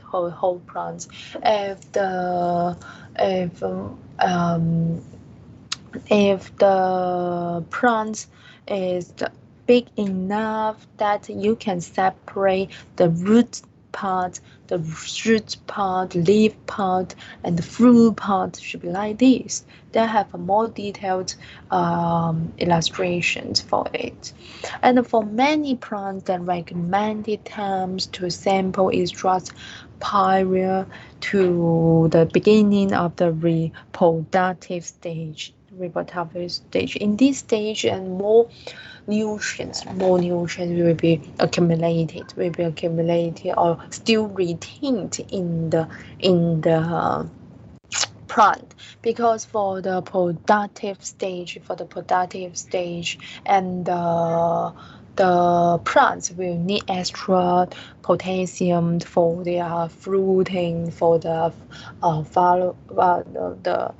uh, following, and sampling earlier or later than that may be may be recommended for specific plants or the uh, circumstance. It's critical to follow the recommendation for times and sampling because the plant nutrients concentration change throughout the life of the plants. For example, the phosphorus concentration in a healthy seeding crown plants is approximately twice the concentration found in the same plants at the reproductive stage. So different stage have a different concentrations, uh, nutrients concentrations for the nutrients, and sampling for nutrients deficiency. Sampling for the nutrients deficiency. Here we can see that when the nutrients deficiency is suspected at a time or other than the time recommended for routine sampling, collect two sets of sample. Two set. One from plants showing symptoms, one from normal plants growing in the immediate or adjacent area. That you can have a comparison. You have a comparisons for it. So in our lab 2, we have a different treatment. All the treatments we need to set a control. Control part, which means that without this fertilizer and the normal growth situation, that you can see that without the fertilizer, then the original growth for the plants, that this treatment can serve as the control. So it suggests that in every study, all the study or the lab measurements you need to conduct in your future study, you need to think about the control treatment and the target treatment.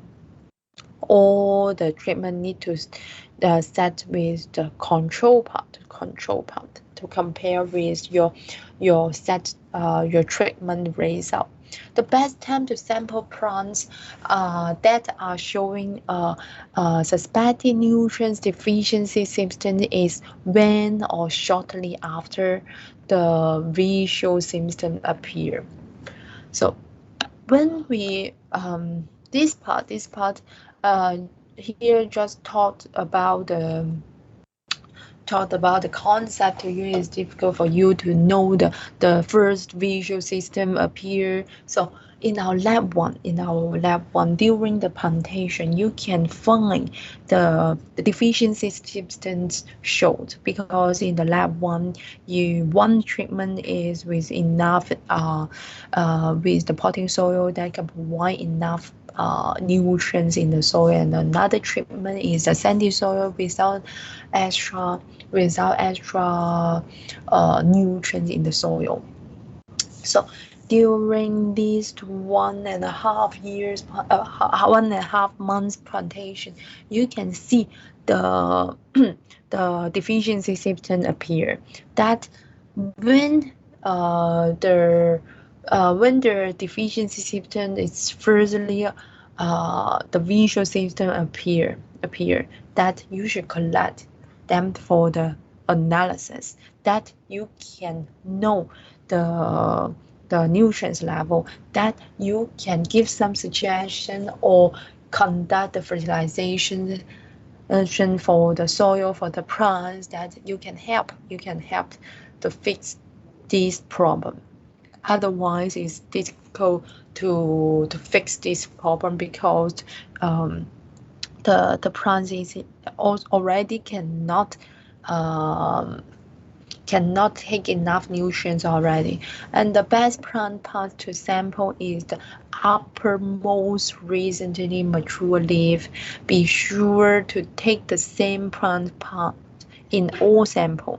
So in our lab too, and all the species have so many leaves and have an uppermost part and have a mature leaf, have a button and older leaf, and which parts to be collected for the analysis. It is also a test point for you.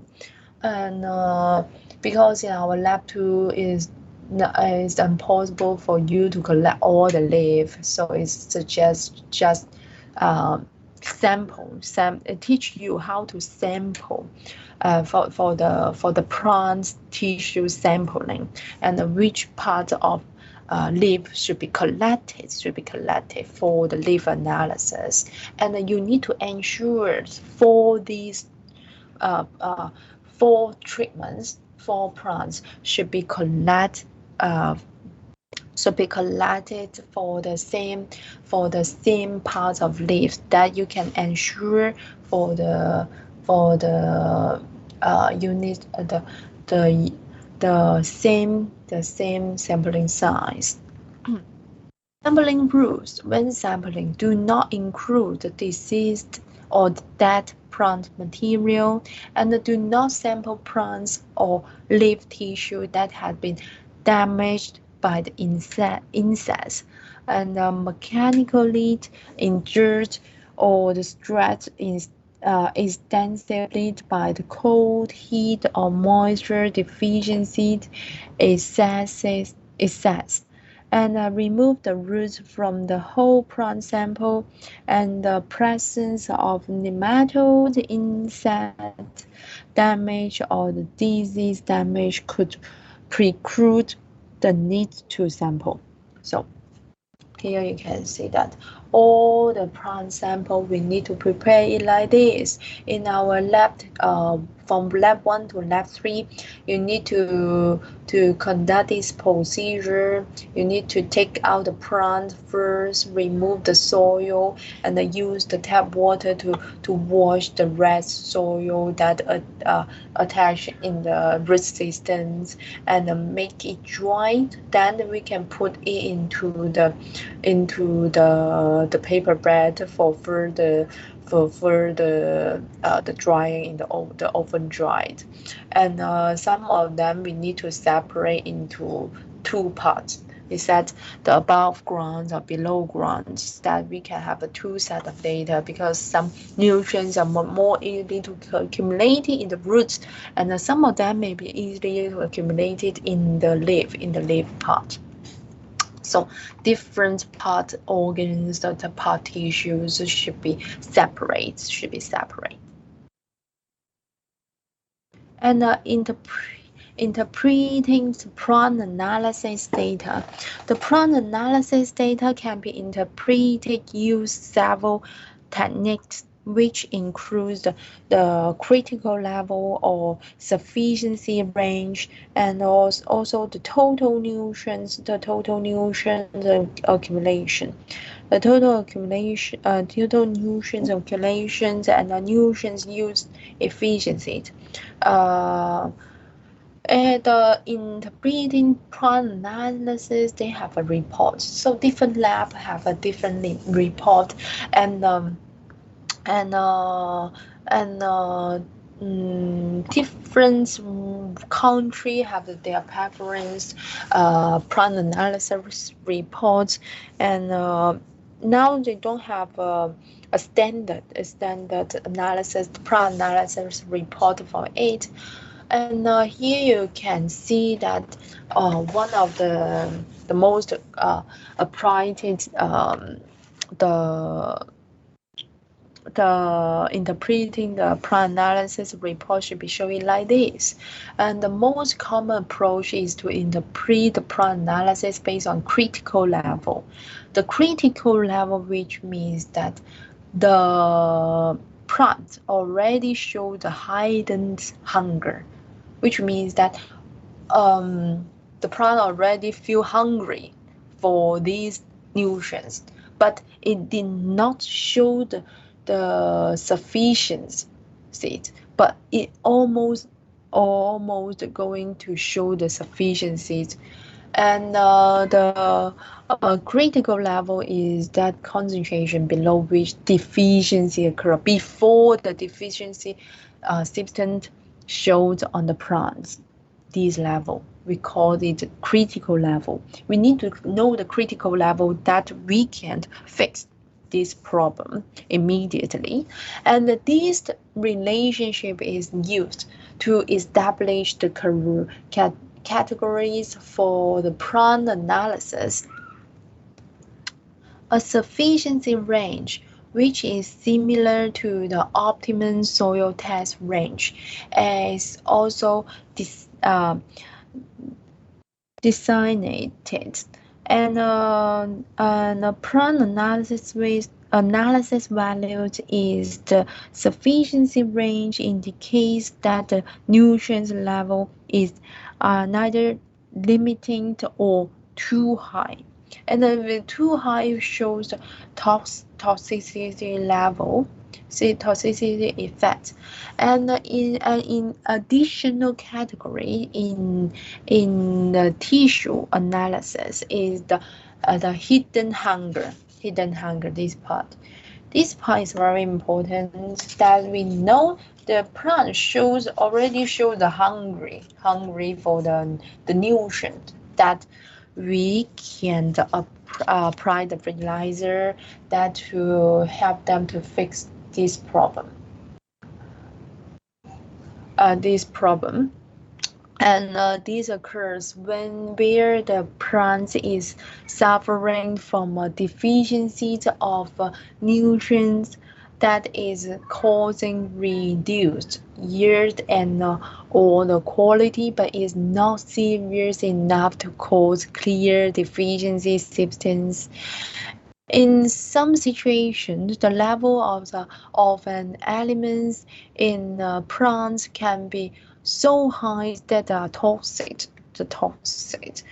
So the higher concentration, too much higher concentrations of the nutrients level is not that good. They will cause the toxic effect. It affects other nutrients, elements, absorptions, and transportation in the plants. That will show the toxicity effect. We already mentioned in our lab 2 and in our lecture 2.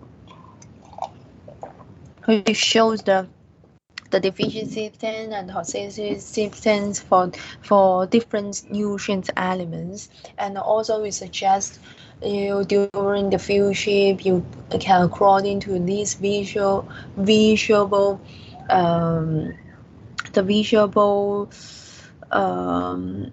deficiency symptoms and toxicity symptoms that you can find out the nutrient deficiencies on the plant. And the table shows the critical value to interpret the analysis result. Here you can see that here shows the different plant species, different parts here, different parts, and the sampling terms for them. It shows the different requirement for different elements here shows the macronutrients, the micronutrients. So here you can see that for the different species, different plants, different sampling point, because you can see that the soybean is before the early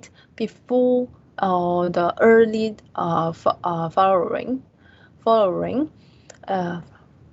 and it will show the highly need for the nitrogen for the soybeans, and they also show the different requirements for these 14 different essential elements. And using plant analysis to optimize the nutrients addiction to identify intra-seasonal variations in the plants nutrients accumulation to optimize the timing and the rates of fertilizer addictions, and to determine the relative nutrient used efficiency. The nutrient use efficiency is very important that we can calculate. We can calculate the how much of the nutrients can be absorbed by the plants and how much of them can be used for the production. So you can know the percentage for the fertilizer you use, applied it on the front, and you can calculate how much of them can be absorbed by the crops for the productions. That you can know the nutrient use percentage, whether it can reach about 50%. If total dry matter and the plant nutrient concentrations are measured, the nutrient use efficiency, we call it NUE. These values is very important that you can calculate the nutrients footprint, calculate the nutrients transportation. They can be determined by dividing these values by the amount of fertilizer applied or the amount of nutrients available in the soil. And this part also reflects the available nutrients ion that can be absorbed by the plants. And because if you just apply for the fertilizers and in the soil, and maybe in the first step, all the fertilizer, all the nutrients elements can be fixed in the soil, make it unavailable to the plant. But you think these nutrient elements still available to the plants, that actually the plants cannot absorb these nutrients because the soil make it fixed, unavailable to the plants. So in this situation, it's necessary for us to calculate the nutrient use efficiency in the soil and plant system. These efficiency values may be used to determine the recovery of the applied fertilizer and the uptake of residue nutrients. You can know that how much of nutrients are being absorbed by the plants and how much of them still retained in the soil. So it's very important to calculate for the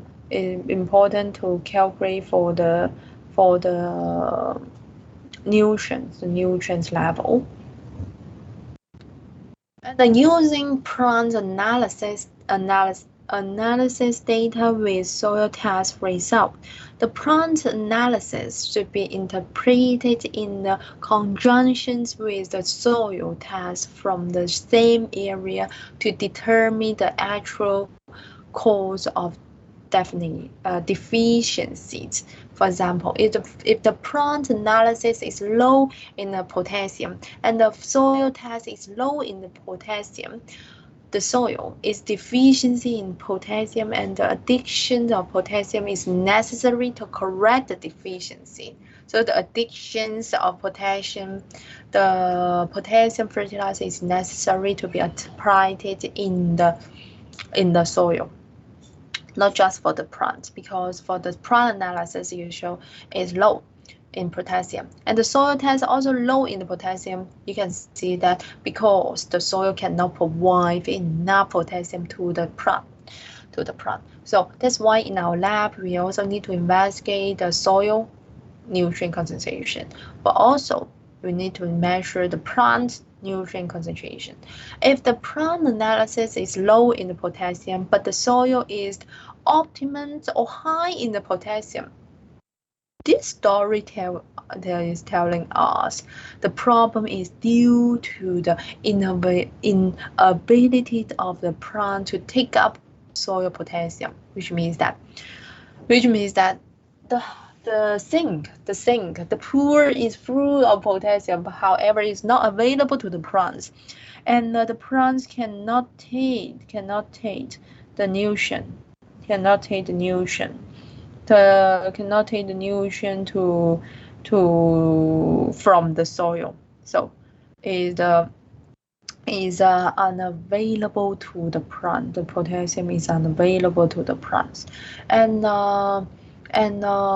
so the problem, the possible cause may be restricted the root growth from the compaction or the acidity and the root disease or the root injury from the herbicide or fertilizer.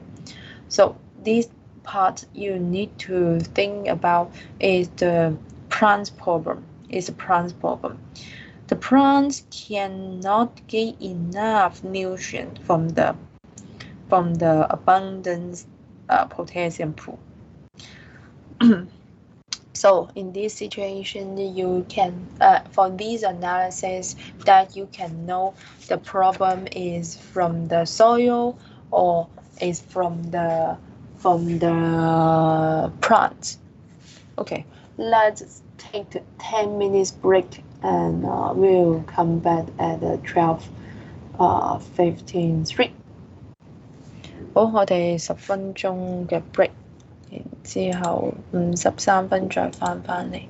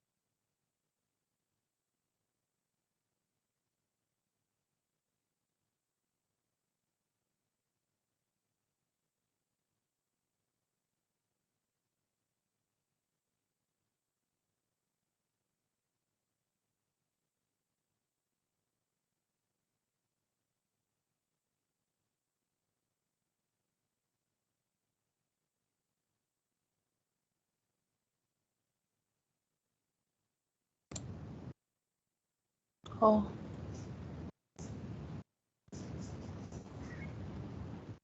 我哋翻返嚟繼續。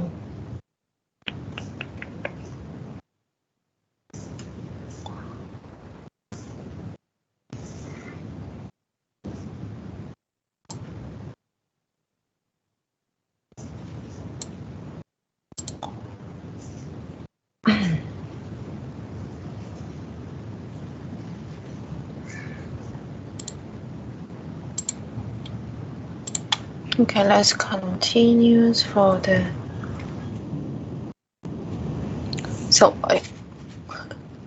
頭先應該嚟咗呢個先。Okay, have a case study, and after we have learned the sampling method for in the soil. So here you can see that he have a case study for you, and in the depressing area on the in the hazing depression area on the topographic map appears on the soil survey map. If a straight grip is used to establish the sampling point, none of the points lie in the Pyrtos area here, this one. So it is mixed entirely. And how to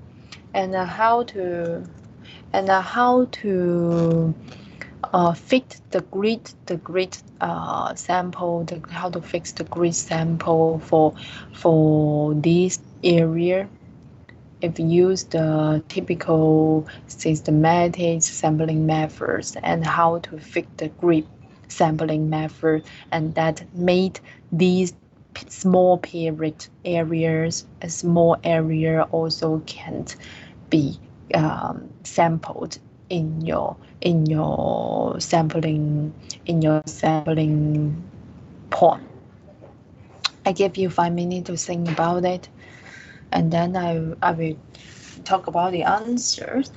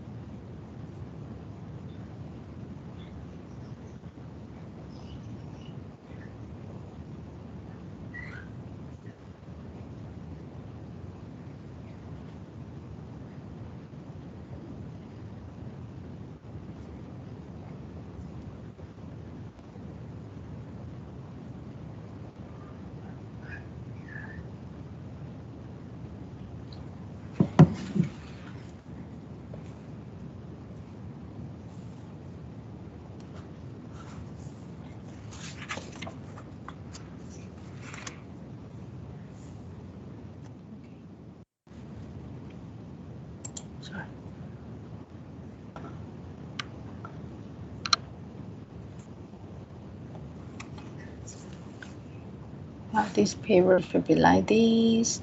The small regions and how to collect the soil sample and how many samples should be collected. And here, if you just put a grid here, and it cannot cover all the sampling points. I cannot represent the whole Pure-Tone area. So of these 64 sample points in the field, up to 7% fall on the boundary between the soil type and the soil type. So it cannot represent the whole Pure-Tone region, the Pure-Tone region. So in these areas, for your sampling method or your sampling site, if it shows like this situation, it shows like this situation, and if this small area also show the different characteristic, different physical chemical property that represent the soil, have their specific situations that I suggest in this. And suggest in this area, we can change the sampling point. We can change the sampling point, and then these four sampling point or for the sampling point we can collect one here. Okay, one here, the cross point here. And in this area, we can collect all the cross point here, that we can collect one sampling point that represents the physical chemical property for the Pure-Tone, this small area. And the control measures, the fertilizer application, as we said, we have the soil applications and the foliar application. The soil applications that we can use the fertilizer and for the conventional farms and the organic farm, we also can be divided into inorganic fertilizer or organic fertilizer. And in this inorganic fertilizer, we also have the macronutrients and the micronutrients. The macronutrients mainly typically can be divided into the stream fertilizer, only contains the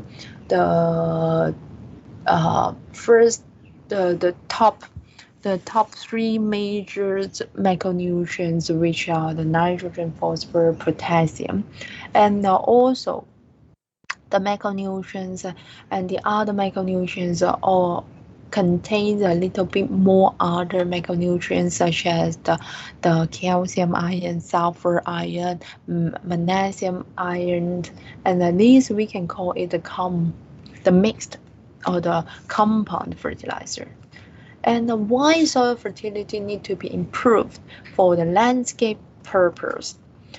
Why we need to improve the soil fertility? Actually, the soil fertility, we have learned this part in the soil environment. We know that the soil fertility is an important point for the soil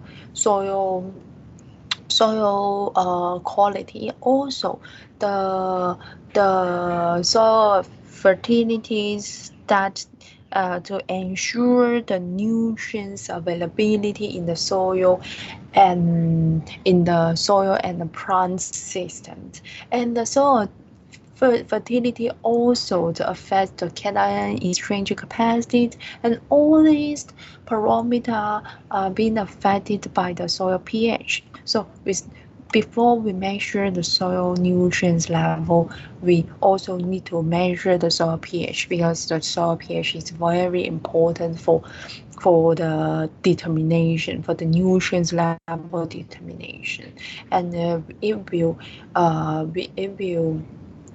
have the favorable acid nutrients ion, or the alkalites favors nutrients ions. So here we can see that the effects of pH on the ecology and the chemistry of soil. and its availability affect the availability of the nutrients ions in the soil and affects their absorption, assimilation, and transportations from the soil to the plants. From in the soil for the other microorganism, as we said, the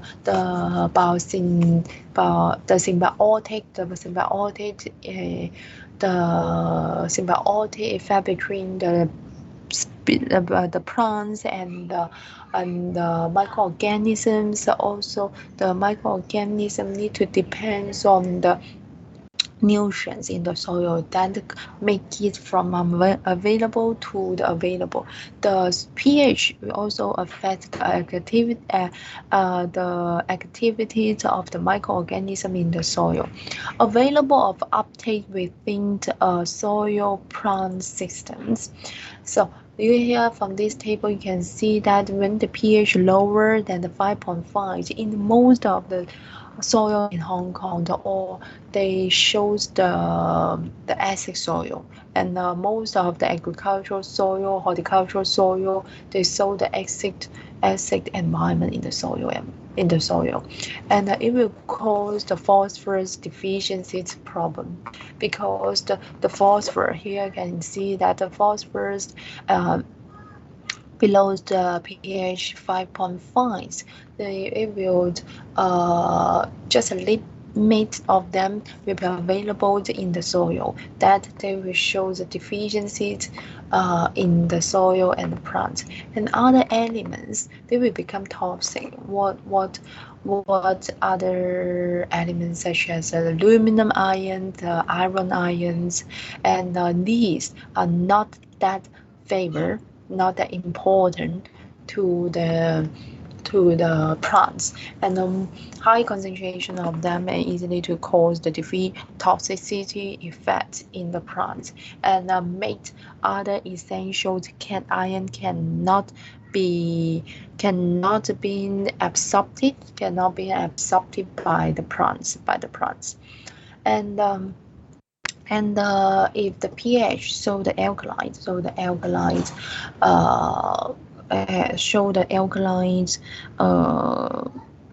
pH, the pH show the alkaline. Here you can see that if the pH above 7, they have the irons and the manganese which change their chemical form. They can change their chemical forms and make it unavailable to the plants, and it's difficult for them to absorb these nutrients ions. And the calcium, magnesium, potassium, because these will calcium, magnesium, and the potassium. Here you can see that are more preferred for the alkaline ion. They will increase the amount in the soil solutions, and it doesn't mean that if their concentration being increased, it doesn't mean that all of them can be absorbed by the plants, because the abundance of hydroxide ion can fix with these available cations and make it easily to be leaching away. And by controlling the soil pH, reduce the aluminum and the manganese availability to the soil to levels that are not harmful to the crops. Make it available and make it suitable concentration in the range and in the optimum range, and increase the availability of nitrogen, phosphorus, potassium, manganese, calcium, sulfur, boron, and the molybdenum, and moreover the magnesium usually in the deficient on the low pH soil, and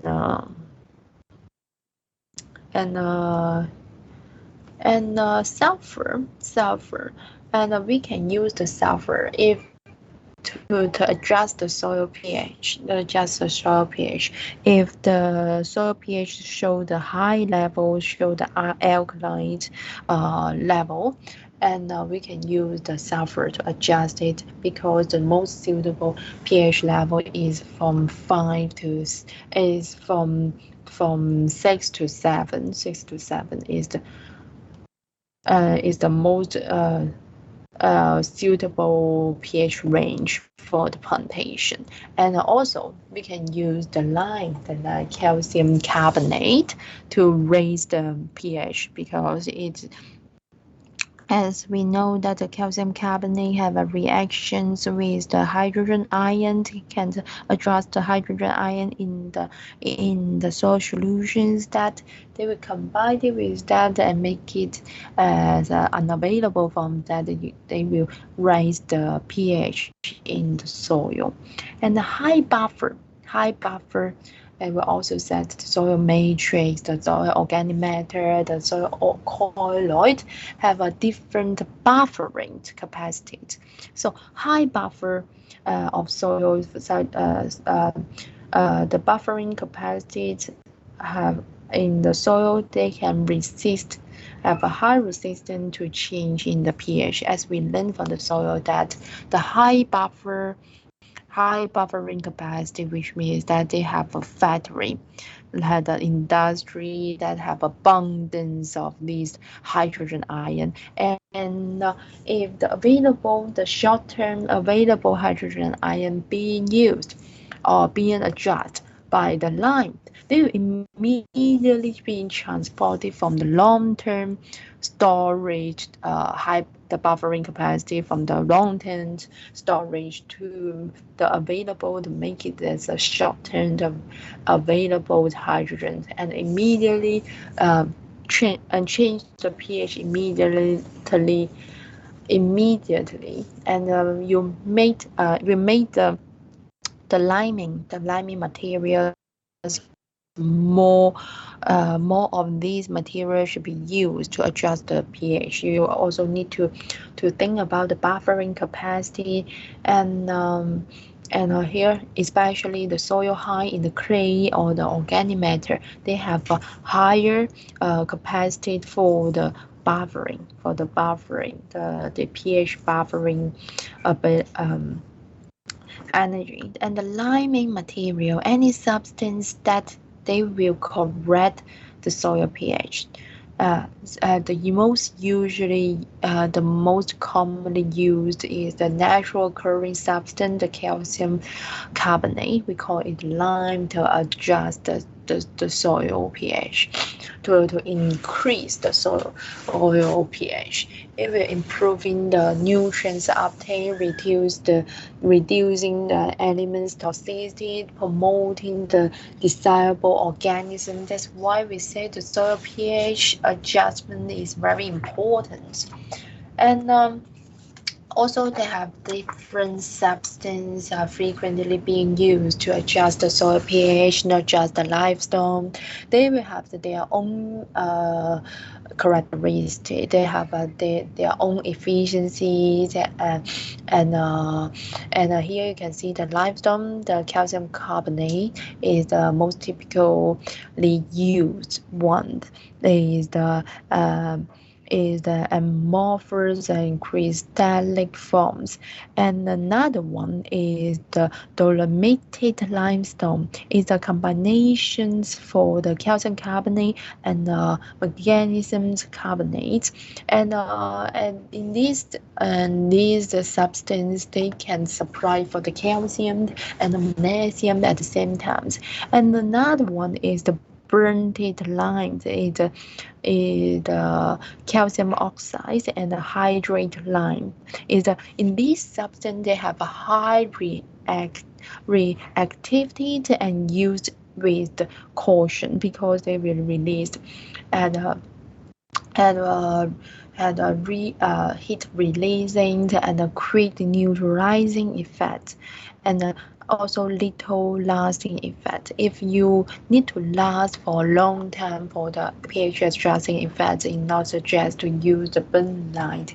It just it just a short lasting effect, but have a high reactivity effect. And slacks is the byproduct of industrial and the chemical process of steel making.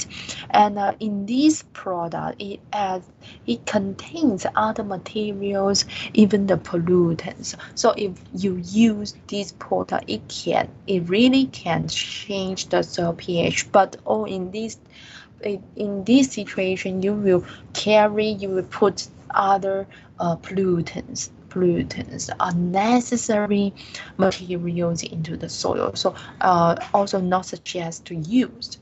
And other one is the pelletized lime is finely ground pellet. I have a further illustration for it later. It have a long-lasting fertilizer. So when we go out for the field trip, we will visit different nurseries or farms that we can we can learn which type of fertilizer they are frequently used and which one is specific for which type of species or which purpose that you need to take a picture for it, and also you need to learn how to calculate the nutrients level will be at. And I will have a further illustration for this part in the next lecture. I will teach you how to calculate it.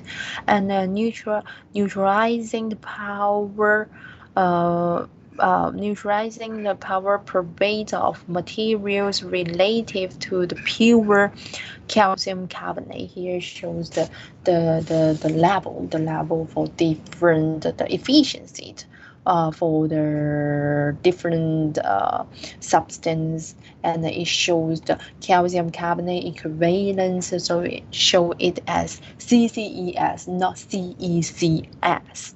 So here you can see that the burn line is quick. We can call it quick line. It have a higher efficiency but short lasting effects. So also it suggests to use the calcium carbonate as a typical lime to adjust the soil pH. And the high lime to neutralize the acidic soil. And here you can see that if we put the calcium carbonate, the calcium carbonate can be divided into the calcium ion, the carbonate ion, and the calcium ion will be served as the calcium cation and replace the binding site, replace the hydrogen ion and aluminum ion, and these will make the soil solution the pH show the acidity, so they will replace it, and then release them, make the aluminum ion and hydrogen ion available. So the rest part, the carbonate, we have a combination with the hydrogen ion to make it from the carbonic acid. The carbonic acid will release as the carbon dioxide and goes to the atmosphere, and only the water molecular retained in the soil. And the rest part, aluminum ion we said also is the acidic cation. Acidic cation in the soil. So they will have the water molecules and make it unavailable. Make it unavailable for in the soil. And the rest that release the hydrogen ion also will combine it with these two hydrogen ion, have a reaction with the carbonate ion. And here shows the different substance, the live substance to adjust the soil pH. They almost use the similar reactions and mechanisms. And as acidic soil with the limes, that they will have a neutral pH because all the available binding sites, the binding cation can be replaced by the calcium ion, making the adjust the soil pH and release the carbon dioxide and the aluminum oxide as well as the water molecule in the soil. And how much lime and should we add in our soil to adjust the soil pH? We need to know the current soil pH and your desired soil pH. And also you need to know the buffering capacity. The buffering capacity of the soil including the organic matter and the soil texture, because the sandy soil have a poor buffering capacity, and the lime soil and the clay soil have a very good buffering capacity. It also depends on their binding size, their own physical chemical properties, and the liming materials, that which type of lime substance should be used. We need to consider about the CZ. You need to use the long-lasting light substance or short lasting but fast they have a quick effect lime substance. And the life fineness, also related to the relaxing rate. And here is the buffering capacity refreshed. That is like the hydrogen capacity, nitrogen industry continuously exporting the hydrogen ion to make it as available active hydrogen ion. And this part is the pH value you measured, that you can know the active hydrogen ion part. So here have a suggestions, a guideline for you. And the soil texture, it depends on the soil texture, different soil texture with different pH and the different light amount required to adjust the soil pH. So here you can see that the loam and the sill loam or the clay loam, they need more light adjust the soil pH because they have the high buffering capacities. And liming a very acid soil allows sufficient time for lime. It needs a long time to adjust because it needs the soil interaction from also the buffering capacities need to reach a balance, equivalence for the hydrogen ion and the hydroxide ions. Applications usually before planting, the 4 to 6 months before the planting, you need to apply for the lime to adjust the soil pH. The large amount to the equal portions. And the fertilizer also can be divided into the complete fertilizer, incomplete fertilizer, here you can see that the complete fertilizer, which means that it containing all three macronutrients, nitrogen, phosphorus, potassiums, and all these shows different percentage. And the other, here you can see that from the package, you see that just 10% for the nitrogen, 6% for the potassium oxide, and 4% for the 6% for the phosphorus oxide, and 4% for the potash, also the potassium oxide, and totally only 20%. And how about the others? And the others are the aggregates, and together with these three macronutrients. And so Usually the complete fertilizer is only 15% to 20%. Very small, just a little bit fertilizers can over 13%. And for the incomplete fertilizer, only have one or two these macronutrient, these three major fertilizer. And the fertilizer analysis expresses the composition of the fertilizer percentage by the weight of total nitrogen available, uh, phosphorus oxide, and soluble potash. Organic fertilizers. Organic fertilizers in our lab too, we also use the three different organic fertilizer and three different compressed fertilizers. And one organic fertilizer is composed of carbon-based molecules, and it can be synthetic or the natural. And synthetic more organic fertilizers can be the yield rate. The yield rate for formaldehyde. Formaldehyde we can call it UF, and the IBD yield.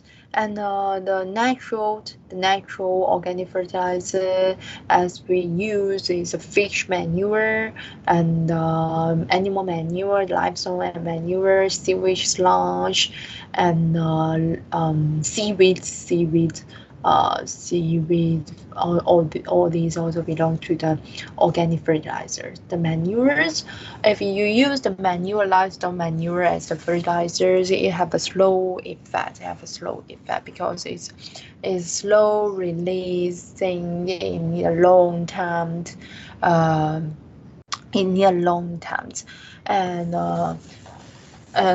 for the applications that here shows the also in these natural animal manure, they contain a different percentage and different composition of these elements, and some of them just contain a little bit the typical three macronutrients, for example, nitrogen, phosphorus, and potassium, and all these. And also, if you use the animal manure, it will have another problem, is the pathogen. The pathogen will cause the pathogens contaminations in the soil. And the inorganic fertilizer, they will release the nutrients relatively quick when dissolved in the water. So if you have the chance to prepare the fertilizer in the lab too. You can know the difference dissolution rate of these six of the inorganic fertilizer and organic fertilizers in the water, and available nutrients, they will serve as the inorganic ion absorbed by opposite charge root membrane, and later we will through the shortened absorption, and then they will enter into the xylem to conduct for the long-term transportation in the plant.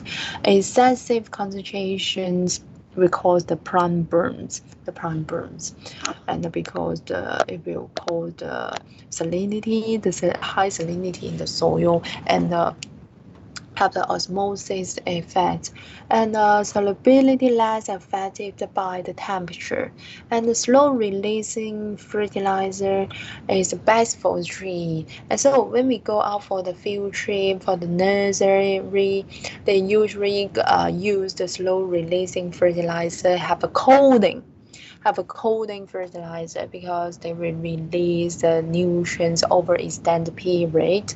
They don't need to frequently apply for these fertilizer, and once application can last for a long time. And the clothing urate granules water and make it insoluble and semi-permeable and have a impermeable with the pore. And later I will show you the coding for the urea. And in this graph, you can see that the sulfur coating urate is a long-lasting nitrogen fertilizer. Its structure should be like this. Is long-lasting, and it's a clothing by the sulfur, and with the terms with the application for the irrigations and other physical force, we call the cracking for the clothing, for the sulfur clothing. And also the microorganism in the soil will digest the clothing, because the outside is available sulfur. Some microorganisms also need the sulfur elements that they can digest the clothing and make it broke. And on water will dissolve the clothing over time. So all these process will release the dissolved urea, the available ammonium ion into the soil. So it needs a long time and slowly release the nitrogen in the soil, and is the impermeable sulfur coating also is slowly degraded, and also is irregular nutrients release. And it all depends on all these three processes: the physical force, the digestions by the microorganism, or the water dissolvance by for the coating. And also have another one is the polymer coated urea. It's different with the sulfur. Different with the sulfur coating urea. Also have the polymer coating urea. And here you can see that the water can move in through the coating. More water molecule can go inside, and then the nitrogen will dissolve into the solution inside the granule, and then the nitrogen can move out through the polymer. So this one is the water insoluble coating. In water insoluble coating, the water can go inside, can move in through the coating. Is a resin mineral based. Is a semi-permeable. Is semi-permeable or impermeable with the tiny pores, and the permeability of clothing materials. Permeability of coating materials, and the fertilizer application rates. And as we said, the sampling point, we also need to consider different factors. And for the fertilizers, methods of rates also depends on the age, health, species, fertilizer forms, application methods, size conditions, and your target goals. And the most nitrogen, the decomposition of organic matters, atmosphere depositions, symbiotic relationships with the nitrogen fixing bacteria mainly come from this source. And the runoff from the fertilizer will cause the contamination, and because they will leach into the groundwater, surface water, and minimal the fertilizer usage in the soil, especially for the phosphorus. The phosphorus easily have the latrines and the further contamination into the surface water. And application procedure. For application procedure, here we are suggest to use these different method. The bendings, the side dressing, top dressing. This one is the branding. And later I will have a more detailed illustration for this procedure. And top dressing, perforating, and broadcasting, foliar spraying, and fertigation. Here you can see that the bending. If you visit the rooftop republic and they use they conduct for the rooftop plantations, they will show you the fertilization method. The commonly used for a fertilization method is like this, and this one for the seeds. And this one for the fertilization. It all avoid too close to the roots of the seeds, and keep some distance, and then the release of the fertilizer can from high concentration to the low concentration continually support to the seed growth. And is placing a band of fertilizer about 2 inches to the sides and about 2 inches below seed depth, and do not place below the seeds because fertilizer will burn the root. And side dressing is do not to place 2 inches depth and just on the top, and placing a band of fertilizer near the soil surface, just on the top, and to the sides after seedlings emerge from the soil.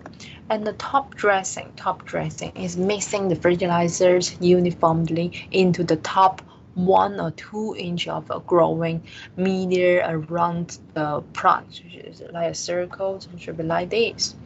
And perforating is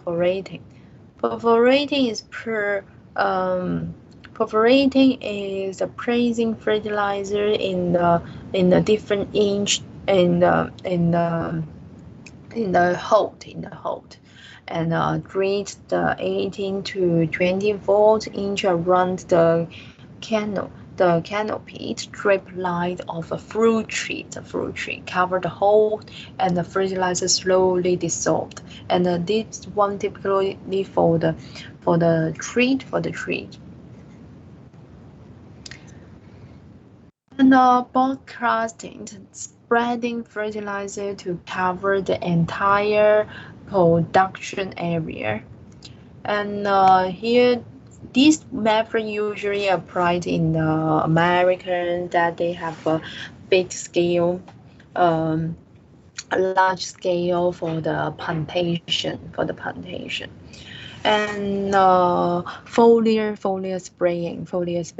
In our lab 1, lab 2, and lab 3, we also suggest you can use the foliar spraying, just spraying the micronutrients in the solution directly on the plant leaf. It's a quickly correct the nutrients deficiencies, and also depends on how much of nutrient can be absorbed by the leaves and through the transportation in the plants. And the fertilizer concentration could not be too high or we call the leaf burning. And foliar spraying, it depends on the stomata, because the stomata do not absorb the foliarly applied solution, because the morphology of the guard cell is in such a way that the outward flow of water is easy, but inward is not. So effects of surfactants is not permanence.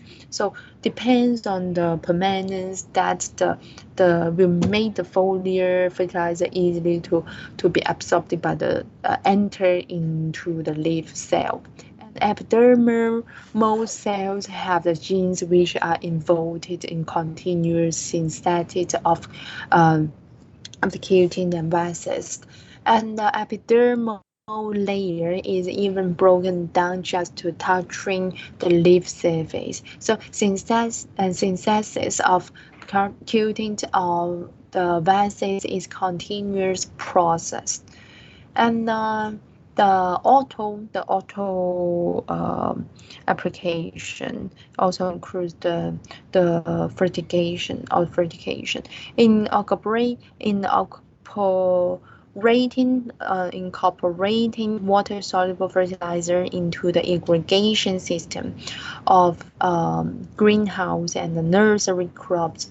Just a little bit amount could be added into the irrigation system for the continuously application. And a concentrated solution usually pass through the proportioners or injector to dilute to the correct ratio. And the type of fertigation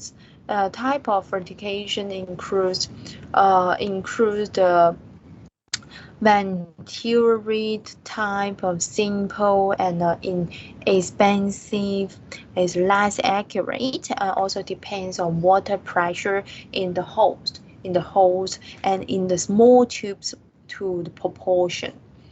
And here to show the type of fertigation. I have a positive displacement, and this one is more expensive but is very accurate, and is physically inject and mix the specific amount of concentrated solution and water. And so have two good questions for you. You can think about it. And according to what we had learned from this lecture, you think about how to which type of fertilizer should be used, and what is the effect of uneven spreading of fertilizers, and how can it be minimized. Okay, I think here is the end of today's lecture. 咁我就唔阻大家快啲食，咁樣就等陣你哋就上 Caroline 嘅堂啦。咁我再提大家啦，下個禮拜我哋由9點鐘開始上，大家記得下。我等陣會再 send 一次嗰個 MS Team 嘅嗰個安排去俾大家嘅。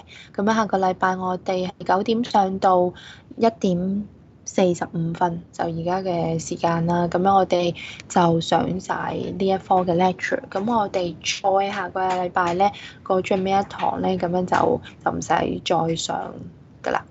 O 唔 OK？ 好，咁大家有冇咩問題？